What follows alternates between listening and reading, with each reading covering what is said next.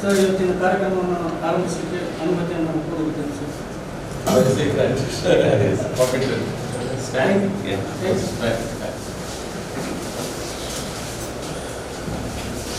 ಇಂದಿನ ಕೊರೋನಾ ಜಾಗೃತಿ ಸಂವಾದ ಕಾರ್ಯಕ್ರಮದ ಮೊದಲಿಗೆ ಪ್ರಾರ್ಥನೆಯನ್ನು ಸುಗೀತಾ ಶೆಟ್ಟಿ ಉಪ್ಪಿನಂಗಡಿ ಇವತ್ತು ಕೊಡ್ತಾ ಇದ್ದಾರೆ. ಮಹಾಗಣಪತಿಂ ಮನಸಾ ಸ್ಮರಾಮಿ, ಮಹಾಗಣಪತಿಂ ಮನಸಾ ಸ್ಮರಾಮಿ, ಮಹಾಗಣಪತಿಂ ಮಹಾದೇವಸುತಂ ಮಹಾದೇವಸುತಂ ಗುರುಗುಹನುತಂ ಮಾರಕೋಟಿ ಪ್ರಕಾಶಂ ಶಾಂತಂ ಮಹಾದೇವಸುತಂ ಗುರುಗುಹನುತಂ ಮಾರಕೋಟಿ ಪ್ರಕಾಶಂ ಶಾಂತಂ ಮಹಾಕಾವ್ಯನಾಟಕಾದಿಪ್ರಿಯಂ ಮಹಾಕಾವ್ಯನಾಟಕಾದಿಪ್ರಿಯಂ ಮೂಷಿಕವಾಹನ ಮೋದಕಾದಿಪ್ರಿಯಂ ಮಹಾಗಣಪತಿಂ ಮಹಾಗಣಪತಿಂ ಮನಸಾ ಸ್ಮರಾಮಿ, ಮಹಾಗಣಪತಿಂ. ಪ್ರಾರ್ಥನೆಯನ್ನು ನೆರವೇರಿಸಿಕೊಂಡ ಸುಗೀತಾ ಶೆಟ್ಟಿ ಉಪ್ಪಿನಂಗಡಿ ಇವರಿಗೆ ಧನ್ಯವಾದಗಳು. ಹಾಗೆ ಮುಂದಿನ ಕಾರ್ಯಕ್ರಮ ಮಾನ್ಯ ಅಂಗದ ಕಾರ್ಯಕ್ರಮವನ್ನು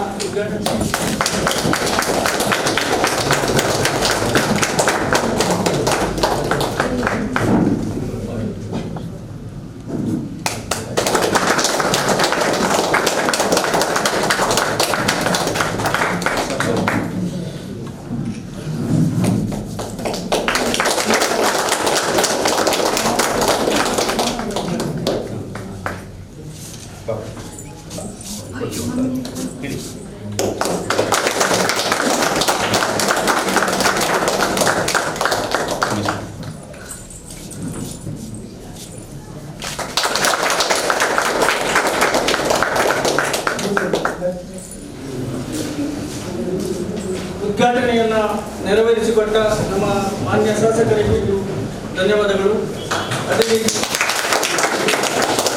ಅದೇ ರೀತಿ ಮುಂದಿನ ಕಾರ್ಯಕ್ರಮದ ಅಂಗವಾಗಿ ಸ್ವಾಗತ ಭಾಷಣ ಈ ಕಾರ್ಯಕ್ರಮವನ್ನು ನೆರವೇರಿಸಿಕೊಡಬೇಕು ಅಂತ ನಾನು ನಮ್ಮ ಉಪಸಂಬಂಧಿಸಿರಾದ ಶ್ರೀ ರಮೇಶ್ ಸರ್ ಅವರನ್ನು ವಿನಂತಿಸಿಕೊಳ್ತೇನೆ. ಜನಜಾಗೃತಿ ಮತ್ತು ಸಂವಾದ ಕಾರ್ಯಕ್ರಮವನ್ನು ಇವತ್ತು ಜಿಲ್ಲಾ ಸಮಾವೇಶ ಇಟ್ಕೊಂಡಿದ್ದು ಈ ಸಮಾರಂಭದ ಉದ್ಘಾಟನೆ ಮಾಡಬೇಕಂತೇಳಿ ನಮ್ಮ ಮಾನ್ಯ ಶಾಸಕರು ಕೋರಿಕೊಂಡಾಗ ಅವರು ಇವತ್ತು ದಯಮಾಡಿ ಒಪ್ಪಿಕೊಂಡು ಇವತ್ತು ಕಾರ್ಯಕ್ರಮವನ್ನು ಉದ್ಘಾಟನೆ ಮಾಡಿದ್ದಾರೆ. ಇವರಿಗೆ ನಮ್ಮ ಶಾಸಕರು ಡಾಕ್ಟರ್ ಭರತ್ ಭಾಯ್ ಇವರನ್ನು ಜಿಲ್ಲಾ ಕಮಾಂಡರ್ ಅವರು ಹೂಗುಚ್ಛ ನೀಡಿಸಿ ಗೌರವಿಸಿ ಆಗ ಅವರನ್ನು ಎಲ್ಲ ಗ್ರಾಮಸ್ಥರ ಪರವಾಗಿ ಜಿಲ್ಲಾ ಸಮಿತಿ ಅವರನ್ನು ಸ್ವಾಗತಿಸ್ತಾರೆ. ಅದೇ ರೀತಿ ನಮ್ಮ ಅತಿಥಿಯಾಗಿರುವಂಥ ನಿಮ್ಮೆಲ್ಲರಿಗೂ ಪರಿಚಿತರಾಗಿರುವಂಥ ನಮ್ಮ ಹೋಮ್ ಗಾರ್ಡ್ಸ್ನಲ್ಲಿ ಸತತವಾಗಿ 30 ವರ್ಷಗಳ ಸೇವೆ ಸಲ್ಲಿಸಿ ಕಂಪನಿ ಕಮಾಂಡರ್ ಆಗಿರುವಂಥ ಹಾಗೆ ಪದ್ಮಶ್ರೀ ಪುರಸ್ಕಾರರಾಗಿರುವಂಥ ಗಿರೀಶ್ ಪರದ್ವಾಜರು ಕೂಡ ಈ ವೇದಿಕೆಯಲ್ಲಿದ್ದಾರೆ. ಅವರನ್ನು ಕೂಡ ನಿಮ್ಮೆಲ್ಲರ ಪರವಾಗಿ ಅವರನ್ನು ಸ್ವಾಗತಿಸ್ತೇನೆ.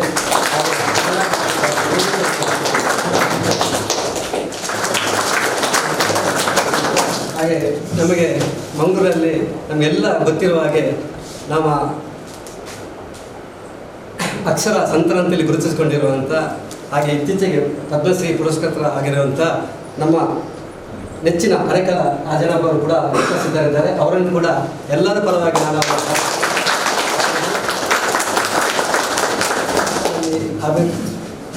ಅಧ್ಯಕ್ಷಸ್ಥಾನವನ್ನು ವಹಿಸಿರುವಂಥ ನಮ್ಮ ನೆಚ್ಚಿನ ಜಿಲ್ಲಾ ಕಮಾಂಡರ್ ಅಂತ ಡಾಕ್ಟರ್ ಮುರಳೀಮೋಹನ್ ಚೂಂತರ್ ಕೂಡ ಇದ್ದಾರೆ. ಅವರನ್ನು ಕೂಡ ಎಲ್ಲರ ಪರವಾಗಿ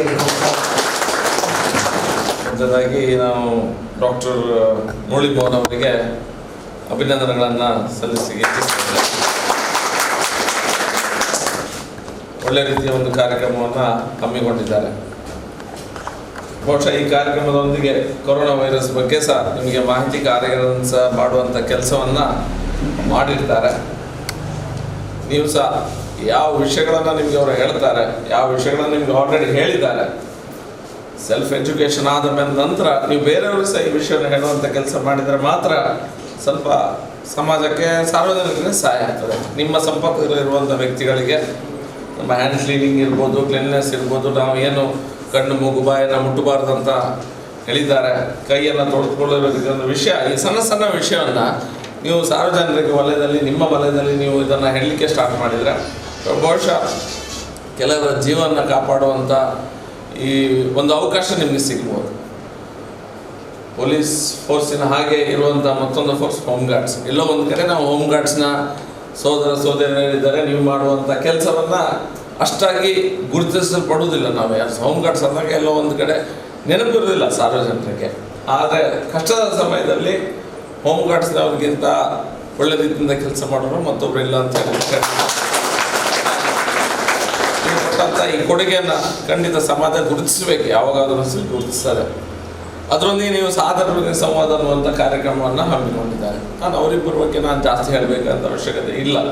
ನಿಮ್ಗೆ ಗೊತ್ತಿಲ್ಲದಿದ್ದರೆ ಈಗ ಹೇಳ್ತಾರೆ ಅದರ ವಿಷಯ ಯಾಕೆ ಅಂತ, ಅವ್ರಿಗೆ ಯಾವ ಸಾಧನೆಗಳನ್ನು ಮಾಡಿದ್ದಾರೆ ಅಂತ ಅನ್ನುವಂಥ ವಿಷಯವನ್ನು ನಿಮ್ಗೆ ಮುಂದೆ ಇಡ್ತಾರೆ. ಸಾಧನೆ ಮಾಡಲಿಕ್ಕೆ ಒಬ್ಬ ವ್ಯಕ್ತಿ ಬಹಳ ಕಲಿತಂಥವನಾಗಿರಬೇಕಂತ ಇಲ್ಲ, ಅಥವಾ ಬಹಳ ಶ್ರೀಮಂತ ಆಗಬೇಕಂತ ಇಲ್ಲ. ಸಮಾಜದ ಬಗ್ಗೆ ಕಳಕಳಿ ಇರಿಸಿ ಯಾರು ಸಹ ನಾವೊಂದು ಸಾಧನೆಯನ್ನು ಜೀವನದಲ್ಲಿ ಮಾಡಲಿಕ್ಕೆ ಸಾಧ್ಯ. ಎಷ್ಟೋ ಜನ ವ್ಯಕ್ತಿಗಳು, ಸಾವಿರಾರು ಜನ ವ್ಯಕ್ತಿಗಳು, ಇವರಿಬ್ಬರಂಥ ವ್ಯಕ್ತಿಗಳು ನಮ್ಮ ಸಮಾಜದಲ್ಲಿ ಇದ್ದಾರೆ. ಸಾವಿರಾರು ಸಂಖ್ಯೆಯಲ್ಲಿದ್ದಾರೆ ಇಡೀ ದೇಶದಲ್ಲಿ. ನೀವು ಕೋಟಿಗಟ್ಟಲೆ ಜನರನ್ನು ತೋರ್ಕೊಂಡ್ರೆ ಸಾವಿರಾರು ಜನ ಇದ್ದಾರೆ. ಅವರದ್ದೇ ರೀತಿಯಲ್ಲಿ ಅವರದ್ದೇ ಒಂದು ಶೈಲಿಯಲ್ಲಿ ಜನಸೇವೆಯನ್ನು ಮಾಡ್ಕೊಂಡು ಬಂದಿದ್ದಾರೆ. ಏನೂ ಇಲ್ಲದಂಥ ವ್ಯಕ್ತಿ ಸಹ ಸಮಾಜಕ್ಕೆ ದೊಡ್ಡದಾದ ಕೊಡುಗೆಯನ್ನು ಕೊಡಲಿಕ್ಕೆ ಸಾಧ್ಯ. ಅದಕ್ಕೆ ಈ ಸಂವಾದದಿಂದ ಬಹುಶಃ ನೀವು ಅವ್ರು ಏನು ಮಾಡಿದ್ದಾರೆಕ್ಕಿಂತ ಜಾಸ್ತಿ ಅವರು ಹೇಗೆ ಮಾಡಿದ್ದಾರೆ ಅನ್ನೋದ್ರ ಬಗ್ಗೆ ನೀವು ಸ್ವಲ್ಪ ಆಲೋಚನೆ ಮಾಡಬೇಕು. ಮತ್ತೊಂದು ಯಾಕೆ ಮಾಡಿದ್ದಾರೆ, ಅವರಿಗೆ ಯಾಕೆ ಮಾಡಬೇಕಂತ ಅವಶ್ಯಕತೆ ಇದೆ, ಅದ್ರ ಬಗ್ಗೆ ನೀವು ಸ್ವಲ್ಪ ಚಿಂತನೆ ಮಾಡಬೇಕು. ನೀವು ಅವ್ರು ಮಾಡಿದ್ದಾನೆ ನೀವು ಮಾಡಬೇಕಂತೇನಿಲ್ಲ. ನಿಮ್ಮ ಮನಸ್ಸಲ್ಲಿ ಒಂದು ಯೋಚನೆ ಇದ್ದರೆ ಸಮಾಜದ ಬಗ್ಗೆ ಹೀಗಿದ್ರೆ ಒಳ್ಳೆಯದು, ಅದಕ್ಕೆ ನನ್ನ ಕೊಡುಗೆ ಏನು ಮಾಡ್ಬೋದು ನಾನು ಅದ್ರ ಬಗ್ಗೆ ಸ್ವಲ್ಪ ಚಿಂತನೆ ಮಾಡಿದರೆ ನಿಮ್ಮಲ್ಲಿ ಸಹ ಇಂಥ ವ್ಯಕ್ತಿಗಳು, ಇಂಥ ಆತ್ಮಗಳು ನಿಮ್ಮಲ್ಲಿ ಇರುವಂಥ ಸಾಧ್ಯತೆಗಳು ಅದು ಸಹ ಹೊರ ಬರಲಿಕ್ಕೆ ಒಂದು ಅವಕಾಶ. ದೊಡ್ಡ ರೀತಿಯಿಂದ ಅಲ್ಲ, ಅದೇ ಸಣ್ಣ ರೀತಿಯಿಂದ ಎಲ್ಲಾದರೂ ಒಂದು ಸಣ್ಣ ಕೊಡುಗೆಯನ್ನು ಸಮಾಜಕ್ಕೆ ನಿಮಗೆ ಕೊಡಲಿಕ್ಕೆ ಅದೇ ಒಂದು ದೊಡ್ಡ ವಿಷಯ. ಏನೇ ಆಗಲಿ ಸಮಾಜದಿಂದ ಅವರಿಬ್ಬರಂತ ಹಿರಿಯರಿಂದ ಕಲೀಲಿಕ್ಕೆ ತುಂಬ ಇದೆ. ಆ ಕಲಿಯುವ ಅವರೊಂದಿಗೆ ಮಾತಾಡೋ ಒಂದು ಅವಕಾಶವನ್ನು ನಮ್ಮ ಜಿಲ್ಲಾ ಕಮಾಂಡೆಂಟ್ ಅವರು ಮಾಡಿಕೊಟ್ಟಿದ್ದಾರೆ. ನನಗೂ ಸಹ ನಿಮ್ಮೊಂದಿಗೆ ಕುಳಿತುಕೊಳ್ಳುವಂಥ ಅವಕಾಶವನ್ನು 2ನೇ ಬಾರಿ ಮಾಡಿಕೊಟ್ಟಿದ್ದಾರೆ. ಬಂದಿದ್ದೇನೆ. ನಿಮಗೆಲ್ಲರೂ ಸಹ ಒಳ್ಳೆಯದಾಗಲಿ.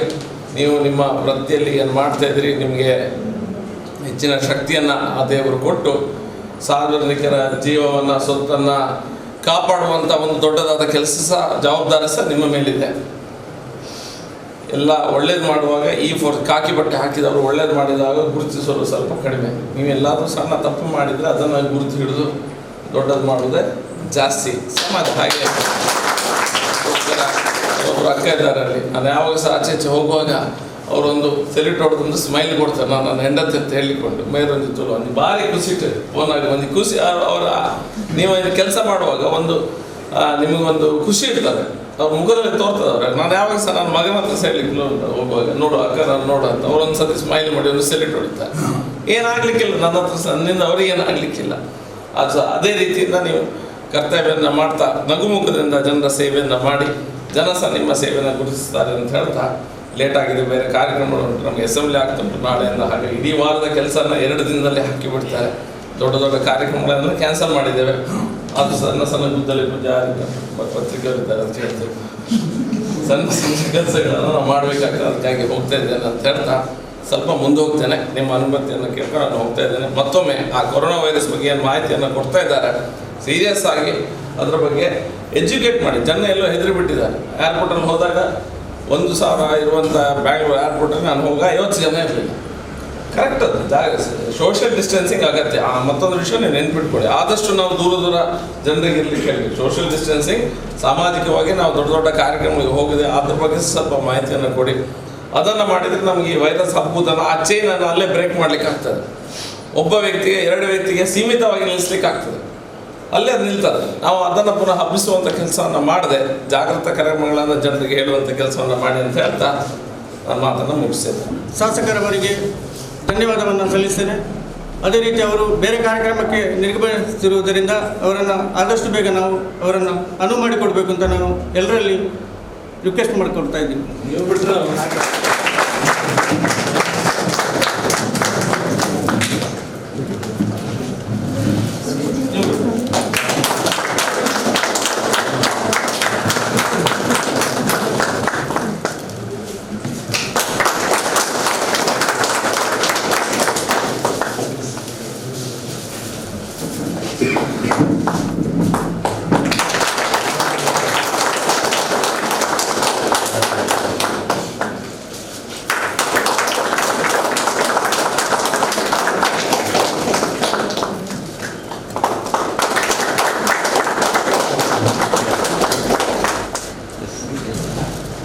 ದಿನೇಶ್ ಬನ್ನಿ.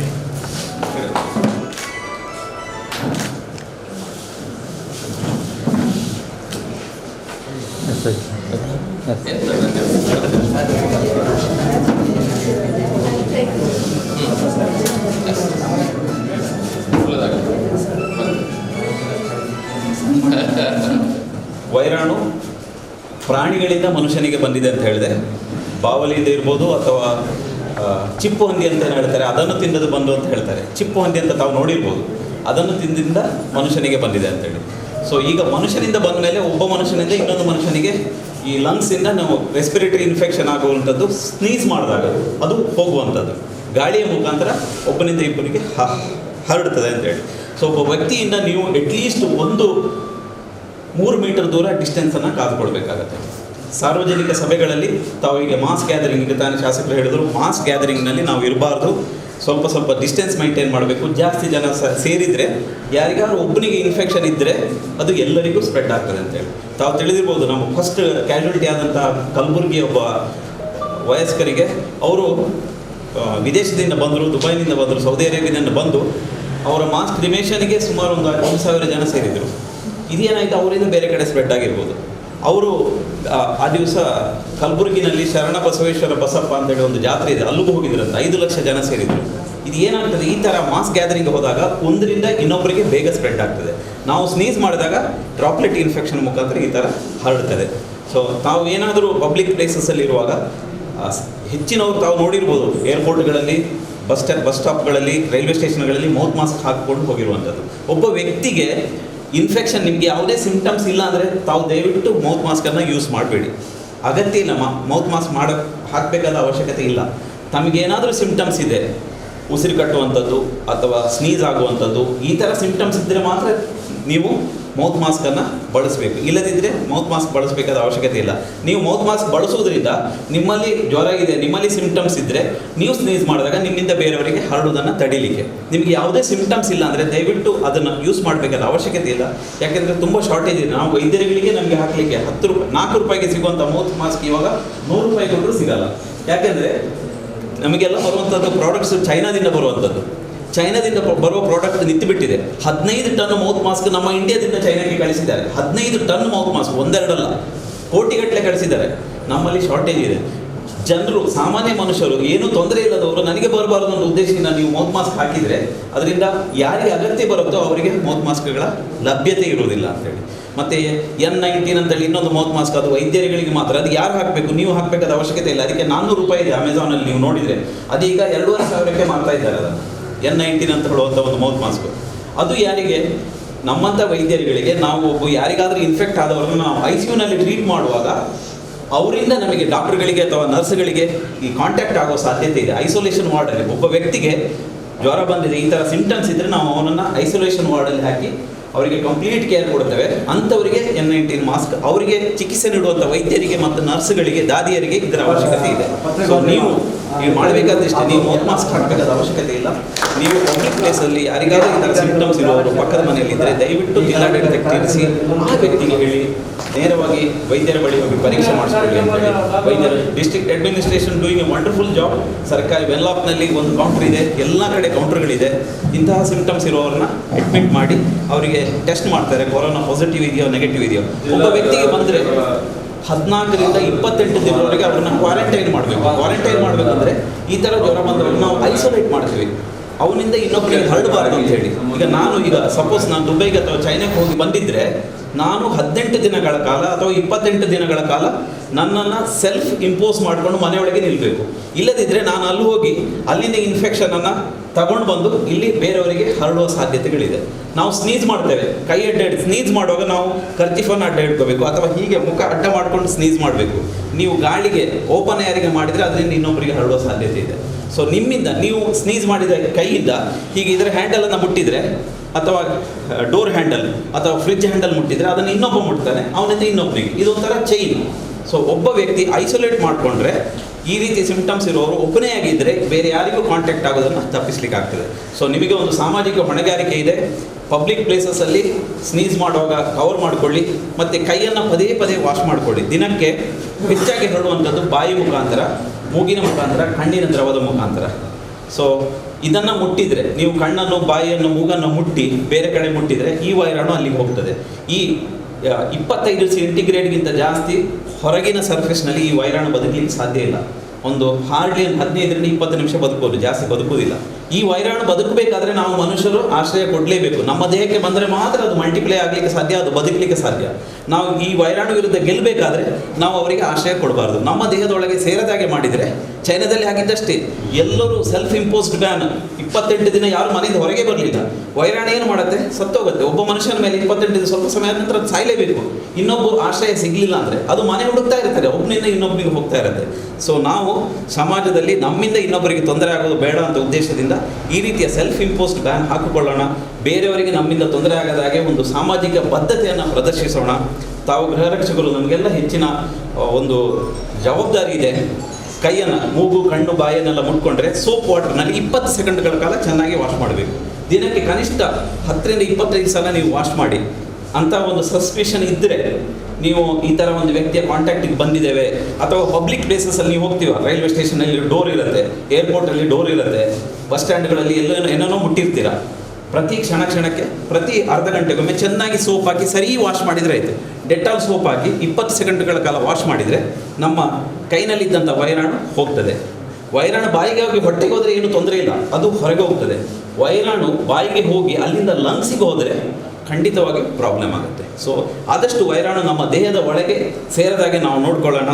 ಪದೇ ಪದೇ ಕೈ ವಾಶ್ ಮಾಡೋಣ. ಪಬ್ಲಿಕ್ ಪ್ಲೇಸಸ್ನಲ್ಲಿ ಸ್ವಲ್ಪ ಸೆನ್ಸಿಬಲ್ ಆಗಿ ಕಾಮನ್ ಸೆನ್ಸ್ ಯೂಸ್ ಮಾಡಿ ಸ್ನೀಸ್ ಆಗೋದನ್ನು ಆಗದಂತೆ ಮಾಡಿಕೊಳ್ಳೋಣ. ಬೇರೆಯವರಿಗೆ ಹರಡದಂತೆ ನೋಡೋಣ. ಆದಷ್ಟು ಈ ಥರ ಸಂಶಯಿತ ವ್ಯಕ್ತಿಗಳನ್ನು ನಾವು ಐಡೆಂಟಿಫೈ ಮಾಡಿ ಸಮಾಜಕ್ಕೆ, ಡಿಸ್ಟ್ರಿಕ್ಟ್ ಅಡ್ಮಿನಿಸ್ಟ್ರೇಷನ್ಗೆ ತಿಳಿಸಿದರೆ ನಾವು ಈ ರೋಗವನ್ನು ತಡೆಗಟ್ಟಲಿಕ್ಕೆ ಸಾಧ್ಯ ಇದೆ ಅಂತ ಹೇಳಕ್ಕೆ ಇಷ್ಟಪಡ್ತೇನೆ. ಏನಾದರೂ ನಿಮಗೆ ಸಂಶಯ ಇದ್ದರೆ ಕೇಳಿ, ನಾನು ಕ್ಲಿಯರ್ ಮಾಡ್ತೇನೆ. ಯಾಕೆಂದರೆ ನಾನು ಈ ವಿಷಯದ ಬಗ್ಗೆ ನಾವು ದಿನ 100-200 ಪೇಷಂಟ್ ನೋಡೋರು, ನಾವು ಇದನ್ನು ಈ ಸೆಲ್ಫ್ ಇಂಪೋಸ್ಡ್, ನಮಗೂ ತುಂಬ ರಿಸ್ಕ್ ಇದೆ ಡಾಕ್ಟ್ರುಗಳಿಗೆ. ನಾವು ಹೆಚ್ಚಿನ ಎಲ್ಲ ಡಾಕ್ಟ್ರುಗಳಿಗೆ ಈ ರೀತಿ, ಈಗ ಎಲ್ಲ ನೋಡಿ, ದೇವಸ್ಥಾನವನ್ನು ಮುಚ್ಚಿದ್ದಾರೆ, ಮಸೀದಿಯನ್ನು ಮುಚ್ಚಿದ್ದಾರೆ, ಚರ್ಚ್ಗಳನ್ನು ಮುಚ್ಚಿದ್ದಾರೆ, ಶಾಲೆಗಳನ್ನು ಮುಚ್ಚಿದ್ದಾರೆ. ನಿಮಗೆ ಈ ಥರ ಸಿಂಪ್ಟಮ್ಸ್ ಇದ್ದರೆ ಎಲ್ಲವನ್ನೂ ಮುಚ್ತಾರೆ. ಆದರೆ ಆಸ್ಪತ್ರೆಗಳು ಮಾತ್ರ ನಿಮಗೆ ಜ್ವರ ಇದೆಯಾ, ನಿಮಗೆ ಸ್ನೀಜಿಂಗ್ ಇದೆಯಾ, ಮೈಕೈ ನೋವು ಇದೆಯಾ, ಬನ್ನಿ ನಮ್ಮ ಹತ್ರ ಅಂತ ಎಲ್ಲ ಹಾಸ್ಪಿಟಲ್ಗಳು ಹೇಳ್ತಾ ಇದ್ದಾರೆ. ಸೊ ಡಾಕ್ಟ್ರುಗಳು ಆದಷ್ಟು ಪ್ರಯತ್ನವನ್ನು ಮಾಡ್ತಾ ಇದ್ದಾರೆ.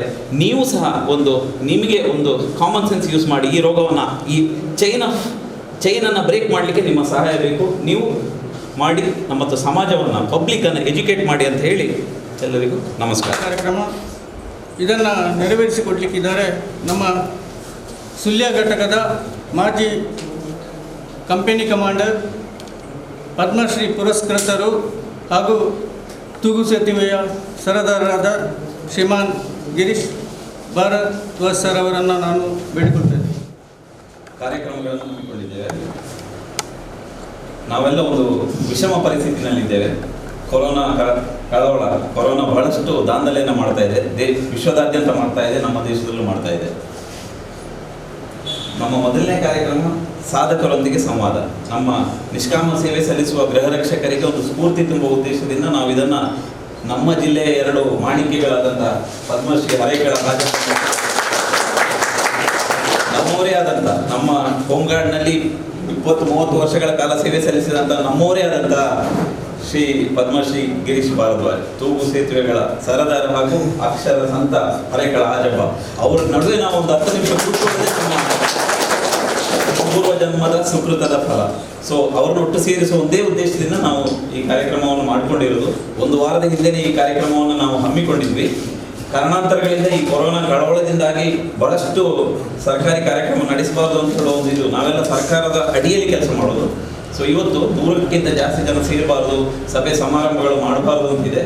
ಇನ್ನೊಂದು, ತಾವುಗಳೆಲ್ಲ ಗೃಹರಕ್ಷಕರು ಪಬ್ಲಿಕ್ ಪ್ಲೇಸಸಲ್ಲಿ, ಸಾರ್ವಜನಿಕ ಸ್ಥಳಗಳಲ್ಲಿ ತಾವು ಕೆಲಸ ಮಾಡ್ತಾ ಇರ್ತೀರ. ನೀವು ಕೆಲಸ ಮಾಡುವಾಗ ಬಹಳಷ್ಟು ಪಬ್ಲಿಕ್ ಜೊತೆ ನೀವು ಇಂಟ್ರಾಕ್ಟ್ ಆಗ್ತೀರಾ. ಸೊ ನಿಮಗೂ ಸಹ ನೀವು ಒಂದು ಸಾಮಾನ್ಯ ಜ್ಞಾನ ಇರಬೇಕು, ಕೊರೋನಾವನ್ನು ಹೇಗೆ ತಡೆಗಟ್ಟಬಹುದು ಅಂತೇಳಿ. ಸೊ ಒಂದು ಕೊರೋನಾ ಮಾಹಿತಿ ಶಿಬಿರವನ್ನು ಸಹ ನಾವು ಇವತ್ತು ಹಮ್ಮಿಕೊಂಡಿದ್ದೇವೆ. ಒಂದು ಸಾಧಕರಿಗೆ ಒಂದು ಗೌರವ ನೀಡುವುದು ಮತ್ತು ಒಂದು ಅವರ ಜೊತೆ ನಿಮ್ಮ ಸಂವಾದ, ಮುಕ್ತವಾಗಿ ನಿಮ್ಮ ಅನಿಸಿಕೆಗಳನ್ನು ಹಂಚಿಕೊಳ್ಳುವುದು, ಪ್ಲಸ್ ಒಂದು ಕೊರೋನಾದ ಬಗ್ಗೆ ಮಾಹಿತಿ ಶಿಬಿರವನ್ನು ನಾವು ಹಮ್ಮಿಕೊಂಡಿದ್ದೇವೆ. ನಮ್ಮ ಕಾರ್ಯಕ್ರಮ ಅಧಿಕೃತವಾಗಿ 8:00 ಆರಂಭವಾಗಬೇಕಿತ್ತು. ಮಾನ್ಯ ಶಾಸಕರು 9 ಗಂಟೆಗೆ ಶಾರ್ಪ್ ಬರ್ತೇನೆ ಅಂತ ಹೇಳಿದ್ದಾರೆ. ಅವರು 9 ಗಂಟೆ ಬರುವವರೆಗೆ ನಾನು ಒಂದಷ್ಟು ಕೊರೋನಾದ ಬಗ್ಗೆ ಮಾಹಿತಿಯನ್ನು ನಿಮಗೆ ಕೊಡ್ತೇನೆ. ಯಾಕೆಂತ ಹೇಳಿದರೆ ನಮಗೆ ಒಂದು ಸಾಮಾಜಿಕವಾದಂಥ ಹೊಣೆಗಾರಿಕೆ ಇದೆ. ನಾವೆಲ್ಲ ಬೇರೆ ಬೇರೆ ಸಮಾಜದ ಸ್ತರದ ಒಟ್ಟು ಸೇರಿ ಕೆಲಸ ಮಾಡುವಂಥದ್ದು, ಸಾಮಾಜಿಕ ಸ್ವಾಸ್ಥ್ಯವನ್ನು ಕಾಪಾಡೋದು ನಮ್ಮ ಒಂದು ದೈನಂದಿನ ಜವಾಬ್ದಾರಿ ಮತ್ತು ಪ್ರಾಥಮಿಕ ಜವಾಬ್ದಾರಿಯಾಗಿರ್ತದೆ. ಈ ನಿಟ್ಟಿನಲ್ಲಿ ನಿಮಗೆಲ್ಲ ಇದರ ಬಗ್ಗೆ ಹೆಚ್ಚಿನ ಮಾಹಿತಿ ಇರುವುದಿಲ್ಲ. ವಾಟ್ಸಪ್ಗಳಲ್ಲಿ, ಫೇಸ್ಬುಕ್ಗಳಲ್ಲಿ ಬೇರೆ ಬೇರೆ ರೀತಿಯ ಮಾಹಿತಿಗಳಿರ್ತದೆ. ಒಬ್ಬ ವೈದ್ಯನಾಗಿ ನನಗೂ ಒಂದು ಸಾಮಾಜಿಕ ಹೊಣೆಗಾರಿಕೆ ಇದೆ, ಕಳಕಳಿ ಇದೆ. ಈ ನಿಟ್ಟಿನಲ್ಲಿ ಒಂದು 5 ನಿಮಿಷಗಳ ಕಾಲ 10 ನಿಮಿಷಗಳ ಕಾಲ ನಾನು ಮಾಹಿತಿ ಕೊಡ್ತೇನೆ. ಮಾನ್ಯ ಶಾಸಕರು ಬಂದ ಕೂಡಲೇ ಕರೆಕ್ಟ್ 9 ಗಂಟೆಗೆ ತಮ್ಮ ಅನುಮತಿಯೊಂದಿಗೆ ನಾವು ನಮ್ಮ ಗಿರೀಶ್ ಭಾರದ್ವಾಜ್ ಅವರು ನಮ್ಮ ಮನೆಯವರೇ, ಅರೇಕರಾಜವರು ಪಾಪ ನಮ್ಮ ಮೇಲಿನ ಅವರಿಗೆ ಅತಿಯಾದ ಪ್ರೀತಿ ಇದೆ. ರಾತ್ರಿ 2:30ಗೆ ಬಂದರು. ನಾವು 7 ಗಂಟೆಗೆ ಹೋಗಿ ಅವ್ರನ್ನ ಎಬ್ಬಿಸಿ ನಾವು ನಮ್ಮ ಜೀಪಲ್ಲಿ ಎತ್ತಾಕೊಂಡು ತಂದದ್ದು ಅಂತ ಹೇಳ್ಬೋದು. ಅಂತ ಒಂದು ಇಲ್ಲ, ನಾವು ಆ ರೀತಿಯ ಒಂದು ಬಹಳ ಸರಳ ವ್ಯಕ್ತಿತ್ವದ ಹರೇಕಳ ಹಾಜಬ್ಬ ಮತ್ತು ಗಿರೀಶ್ ಭಾರದ್ವಾಜ್ ಅವರಿಗೆ ನಾನು ಕಾರ್ಯಕ್ರಮದ ಆರಂಭದಲ್ಲಿ ನಾನು ಸ್ವಾಗತವನ್ನು ಕೋರ್ತೇನೆ. ಅಧಿಕೃತವಾಗಿ ಶಾಸಕರು ಬಂದು ದೀಪ ಬೆಳಗಿಸಿ ಕಾರ್ಯಕ್ರಮವನ್ನು ಉದ್ಘಾಟನೆ ಮಾಡ್ತಾರೆ. ಒಂದು 10 ನಿಮಿಷಗಳ ಕಾಲ ಕೊರೋನಾ ಬಗ್ಗೆ ಮಾಹಿತಿ. ತಲೆ ಕಡಿಸಿಕೊಳ್ಳಬೇಕಾದ ಅವಶ್ಯಕತೆ ಇಲ್ಲ. ಯಾಕೆಂದರೆ ಇದೊಂದು ವೈರಸ್ನಿಂದ ಬರುವಂಥ ಒಂದು ಜ್ವರ, ವೈರಾಣುವಿನಿಂದ ಬರುವಂಥ ಜ್ವರ. ನಿಮಗೆ ಗೊತ್ತಿರ್ಬೋದು, ಶಿಲೀಂಧ್ರ, ಫಂಗಸ್ ಅಂತ ಇದೆ, ಬ್ಯಾಕ್ಟೀರಿಯಾ ಅಂತಿದೆ, ಹಾಗೆ ವೈರಾಣು ಅಂತ ಇದೆ. ವೈರಾಣುವಿನಿಂದ ಹರಡುವಂಥ ಒಂದು ಜ್ವರ. ಇದು ಮನುಷ್ಯನಿಂದ ಮನುಷ್ಯನಿಗೆ ಈಗ ಹರಡಲಿಕ್ಕೆ ಶುರುವಾಗಿದೆ. ಇದು ವೈರಸ್ಗಳು ಸಾಮಾನ್ಯವಾಗಿ ಅದು ಹೊರಗೆ ಒಂದು ಜೀವಕೋಶಗಳ ಹೊರಗೆ ಅದು ಬದುಕುವುದಿಲ್ಲ. ಬೇರೆ ಬೇರೆ ರೀತಿಯ ವೈರಸ್ಗಳಿದೆ. HIV ಅಂತ ಕೇಳಿದರೆ, ಏಡ್ಸ್ ಬರುವಂಥದ್ದು ವೈರಸ್ನಿಂದ. ಕಾಮನ್ ಕೋಲ್ಡ್, ನಮಗೆ ನೆಗಡಿ ಆಗೋದು ವೈರಸ್ನಿಂದ ಆಗುವಂಥದ್ದು. ಎಬೋಲಾ ಅಂತ ಒಂದು ರೋಗ ಬಂದಿತ್ತು, ಅದು ಸಹ ವೈರಸ್ನಿಂದ ಬರುವಂಥ ರೋಗ. ಸೊ ಈ ರೀತಿ ವೈರಸ್ನಿಂದ ಬರುವಂಥ ರೋಗ ಇದೊಂದು ಕರೋನಾ ಅಂತ ಹೇಳೋದು ಒಂದು ವೈರಸ್ಸಿನ ಹೆಸರು, ಕರೋನಾ ಅಂತೇಳಿ. ಅದಕ್ಕೆ ಲ್ಯಾಟಿನ್ ಭಾಷೆಯಲ್ಲಿ ಕಿರೀಟ, ಅದರ ಶೇಪು ಮೈಕ್ರೋಸ್ಕೋಪ್ನಲ್ಲಿ ಕಿರೀಟದ ಥರ ಇದೆ, ಅದಕ್ಕೆ ಕರೋನಾ ವೈರಸ್ ಅಂತೇಳಿ ಹೇಳ್ತಾರೆ. ಕೊರೋನಾ ವೈರಸ್ನಲ್ಲಿ ಬೇರೆ ಬೇರೆ ಬಗೆಗಳಿದೆ, 9 ಬಗೆಗಳಿದೆ. ಈ ಹಿಂದೆ 2003ರಲ್ಲಿ ಸಾರ್ಸ್ ರೋಗ ಅಂತೇಳಿ ಬಂದಿತ್ತು. ಅದು ಕೊರೋನಾ ವೈರಸ್ನಿಂದ ಬಂದದ್ದು. ಸಿವಿಯರ್ ಅಕ್ಯೂಟ್ ರೆಸ್ಪಿರೇಟರಿ ಸಿಂಡ್ರೋಮ್ ಅಂತೇಳಿ, ಉಸಿರಾಟದ ತೊಂದರೆ ಆಗುವಂಥದ್ದು ಸಾರ್ಸ್ ರೋಗ. ಅದು ಸಹ ಚೈನಾದಲ್ಲೇ ಆಗಿತ್ತು. ಆನಂತರ 2014ರಲ್ಲಿ ಮರ್ಸ್ ಅಂತ ರೋಗ ಬಂದಿತ್ತು, ಮಿಡ್ಲ್ ಈಸ್ಟ್ ರೆಸ್ಪಿರೇಟರಿ ಸಿಂಡ್ರೋಮ್ ಅಂತೇಳಿ. ಅಲ್ಲೂ ಸಹ ಒಂದು 900 ಜನ ಸಾವನ್ನಪ್ಪಿದ್ರು. ಮರ್ಸ್ ಅಂತ ಮಿಡ್ಲ್ ಈಸ್ಟ್ ಕಂಟ್ರಿಗಳಲ್ಲಿ ಬಂದಂಥ ಒಂದು ರೋಗ, ಅದು ಸಹ ಕೊರೋನಾ ವೈರಸ್ನಿಂದ ಹರಡಿದ್ದು. ಅದರ ನಂತರ ಈಗ ಈ ಕೊರೋನಾ ತನ್ನ ರೂಪಾಂತರ ಮಾಡಿಕೊಂಡು, ಈ ವೈರಾಣುಗಳು ಏನು ಮಾಡ್ತೇವೆ ಅಂತ ಹೇಳಿದರೆ, ಪರಿಸ್ಥಿತಿ ಬಿಗಡಾಯಿಸಿದಾಗ ಪರಿಸ್ಥಿತಿಗೆ ಹೊಂದಿಕೊಂಡು ಅವು ರೂಪಾಂತರ ಮಾರ್ಪಾಡು ಮಾಡಿಕೊಳ್ತದೆ. ಈಗ ಹೊಸದಾದಂಥ ಈ ಕೊರೋನಾ ನೋವೆಲ್ ಕೊರೋನಾ ಅಂತ ಹೇಳ್ತಾರೆ. COVID-19 ಅಂತ ಅದನ್ನು ನಾವು ನಮ್ಮ ಭಾಷೆಯಲ್ಲಿ ಕರಿತೇವೆ. COVID-19 ಅಂತ ಹೇಳಿ ಪೇಪರ್ಗಳೆಲ್ಲ ಬರ್ತಾ ಇದೆ. ಈ ನೋವೆಲ್ ಕೊರೋನಾ ವೈರಸ್ ಹೊಸ ರೂಪ ಬಂದಂಥ ಈ ಕೊರೋನಾ ವೈರಸ್ ಇವತ್ತು ವಿಶ್ವದಲ್ಲಿ ದಾಂಧಲೆ ಮಾಡ್ತಾ ಇದೆ, ಒಬ್ಬರಿಂದ ಒಬ್ಬರಿಗೆ ಹರಡ್ತಾ ಇದೆ. ಈ ನೋವೆಲ್ ಕೊರೋನಾ ವೈರಸ್ ಸಾಮಾನ್ಯವಾಗಿ ಪ್ರಾಣಿಗಳಲ್ಲೇ ಇರೋದು, ಅದು ಮನುಷ್ಯರಲ್ಲಿ ಇರುವುದಿಲ್ಲ. ಇದು ಏನಾಯಿತು ಅಂದರೆ ಡಿಸೆಂಬರ್ ತಿಂಗಳ 2ನೇ ವಾರದಲ್ಲಿ ಚೈನಾದಲ್ಲಿ ಅಲ್ಲಿ ಒಂದು ಪ್ರಾಣಿ ಉತ್ಪನ್ನ ಮಾರಾಟ ಕೇಂದ್ರದಿಂದ ಅಲ್ಲಿಂದ ಆರಂಭ, ವುಹಾನ್ ಅನ್ನುವ ನಗರದಿಂದ ಅಲ್ಲಿಯ ಪ್ರಾಣಿ, ಮೈನ್ಲಿ ನಮ್ಮ ಬಾವಲಿಯಿಂದ ಅಂತ ಹೇಳ್ತಾರೆ, ಹಾವು ಮತ್ತು ಬಾವಲಿ. ತಮಗೆಲ್ಲ ಗೊತ್ತಿರ್ಬೋದು, ಚೈನಾದಲ್ಲಿ ಹಾವು ತಿಂತಾರೆ, ಪ್ರಾಣಿಜನ್ಯ ಉತ್ಪನ್ನಗಳನ್ನು ಜಾಸ್ತಿ ತಿಂತಾರೆ, ಬ್ಯಾಟ್ಗಳನ್ನು ತಿಂತಾರೆ, ಜಿರಳೆಗಳನ್ನು ತಿಂತಾರೆ, ಇಲಿಗಳನ್ನು ತಿಂತಾರೆ. ಈ ಬ್ಯಾಟ್ನಲ್ಲಿ ಇದ್ದಂತಹ, ಬ್ಯಾಟ್ ಅಂದರೆ ನಿಮ್ಗೆ ಗೊತ್ತಲ್ಲ, ಬಾವಲಿಯಿಂದ ಮನುಷ್ಯನಿಗೆ ಹರಡಿತ್ತು ಅಂತೇಳಿ ಒಂದು ಊಹನೆ ಇದೆ. ವಿಜ್ಞಾನಿಗಳು ಅದನ್ನು ಆಗಿರ್ಬೋದು ಅಂತ ಊಹನೆ. ಸೊ ಅಲ್ಲಿಂದ ಮನುಷ್ಯನಿಗೆ ಬಂದು ಮನುಷ್ಯನಿಂದ ಅದು ಹರಡಲಿಕ್ಕೆ ಶುರುವಾಯಿತು. ಆರಂಭಿಕ ಹಂತದಲ್ಲಿ ಗುರುತಿಸಿ ಅಲ್ಲಿ ಒಬ್ಬರು ವೈದ್ಯರು ಇದನ್ನು ಹೇಳಿದರು, ಇದೊಂದು ರೀತಿಯ ವಿಶೇಷವಾದಂಥ ಜ್ವರ. ಒಂದು ಊರಿನಲ್ಲಿ ಎಲ್ಲರಿಗೂ ಒಂದೇ ರೀತಿಯ ಜ್ವರ ಬಂದಾಗ ಎಲ್ಲರೂ ಸಹ ಶೀತ, ಕೆಮ್ಮು, ಮೈಕೈ ನೋವು, ಗಂಟಿನಲ್ಲಿ ದ್ರವ ಬರುವಂಥದ್ದು, ಈ ರೀತಿಯ ಒಂದೇ ಲಕ್ಷಣಗಳು ಬಂದಾಗ ಸಾಮಾನ್ಯ ವೈದ್ಯರು ಸಮಾಜದಲ್ಲಿ ಒಂದು ಎಚ್ಚರಿಕೆ ಸಂದೇಶವನ್ನು ನೀಡ್ತಾರೆ. ಇದು ಮಾಮೂಲಿ ಜ್ವರ ಅಲ್ಲ, ಹೊಸದಾದ ರೀತಿಯಲ್ಲಿ ಜ್ವರ ಇದೆ ಅಂತ ಅಲ್ಲಿ ವೈದ್ಯರು ಚೀನಾ ಗವರ್ಮೆಂಟಿಗೆ ಒಂದು ಆದೇಶ ನೀಡಿತು, ಇದು ಏನೋ ಹೊಸದಾದ ಜ್ವರ, ಜಾಗೃತಿಯಾಗಿರಬೇಕು ಅಂತೇಳಿ. ಆದರೆ ಕಾರಣಾಂತರಗಳಿಂದ ಅವರನ್ನು ನೆಗ್ಲೆಕ್ಟ್ ಮಾಡಿ ಒಂದು ಹಂತ ಮೀರಿ ಹೋದಾಗ ಮನುಷ್ಯನಿಂದ ಮನುಷ್ಯನಿಗೆ ಸೊ ಈ ಜ್ವರ ಎಲ್ಲ ಮಾಮೂಲಿ ವೈರಲ್ ಜ್ವರ, ನಿಮಗೆ ಕಾಮನ್ ಕೋಲ್ಡ್ ಆಗಿರ್ಬೋದು. ಜ್ವರ ಬಂದಾಗ ಏನಾಗ್ತದೆ, ವೈರಸ್ ಇನ್ಫೆಕ್ಷನ್ ಆದಾಗ ಒಂದು ಸಣ್ಣ ಜ್ವರ ಬರ್ತದೆ, ಮೈಕೈ ನೋವು ಬರ್ತದೆ, ಸುಸ್ತಾಗುವಂಥದ್ದು, ತಲೆನೋವು ಆಗುವಂಥದ್ದು, ಮೂಗಿನಲ್ಲಿ ದ್ರವ ಸೋರುವಂಥದ್ದು. ಇದು ಎಲ್ಲ ವೈರಲ್ ಇನ್ಫೆಕ್ಷನಲ್ಲೂ ಆಗುವಂಥದ್ದು. ಈ ಕೋವಿಡ್ ಜ್ವರದಲ್ಲೂ ಆಗುವುದು ಅದೇ ರೀತಿ ಜ್ವರ ಆಗಲಿಕ್ಕೆ ಶುರುವಾಯಿತು. ಆದರೆ ಇದಕ್ಕೆ ಈ ಹೊಸತಾದ ರೂಪಾಂತರಗೊಂಡಂಥ ವೈರಸ್ಗೆ ಯಾವುದೇ ಔಷಧಿ ಇಲ್ಲ, ಯಾವುದೇ ಲಸಿಕೆ ಇಲ್ಲ.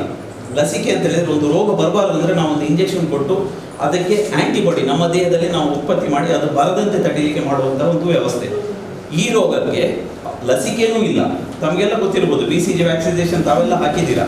ಕೆಲವೊಂದು ರೋಗಗಳಿಗೆ ವ್ಯಾಕ್ಸಿನೇಷನ್ ಇದೆ, ಈ ರೋಗಕ್ಕೆ ವ್ಯಾಕ್ಸಿನೇಷನ್ ಇಲ್ಲ. ರೋಗ ಬರದಂತೆ ತಡೆಗಟ್ಟಲಿಕ್ಕೆ ಸಾಧ್ಯ ಇಲ್ಲ ಈ ವ್ಯಾಕ್ಸಿನೇಷನ್ ಹಾಕಿ. ಮತ್ತು ಇದಕ್ಕೆ ಯಾವುದೇ ರೀತಿಯ ಆ್ಯಂಟಿವೈರಲ್ ಡ್ರಗ್, ವೈರಾಣುವನ್ನು ಸಾಯಿಸುವಂಥ ಕೊಲ್ಲುವಂಥ ಔಷಧಿ ಲಭ್ಯವಿಲ್ಲ. ಈ ಕಾರಣದಿಂದ ಚೀನಾದಿಂದ ಶುರುವಾಗಿ ಡಿಸೆಂಬರ್ 2ನೇ ವಾರದಲ್ಲಿ ಈ ರೀತಿ ಜ್ವರ ಶುರುವಾಗಿ ಡಿಸೆಂಬರ್ 31, 2019ರಲ್ಲಿ ವಿಶ್ವಸಂಸ್ಥೆ ಇದನ್ನು COVID-19 ಅಂತೇಳಿ ಇದಕ್ಕೆ ಹೊಸ ಹೆಸರನ್ನು ನೀಡಿತು. ನೋವೆಲ್ ಕೊರೋನಾ ವೈರಸ್ COVID-19 2019ನಲ್ಲಿ ಆದ ಕಾರಣ ಈ ರೀತಿಯ ಒಂದು ಹೆಸರನ್ನು ನೀಡಿತು.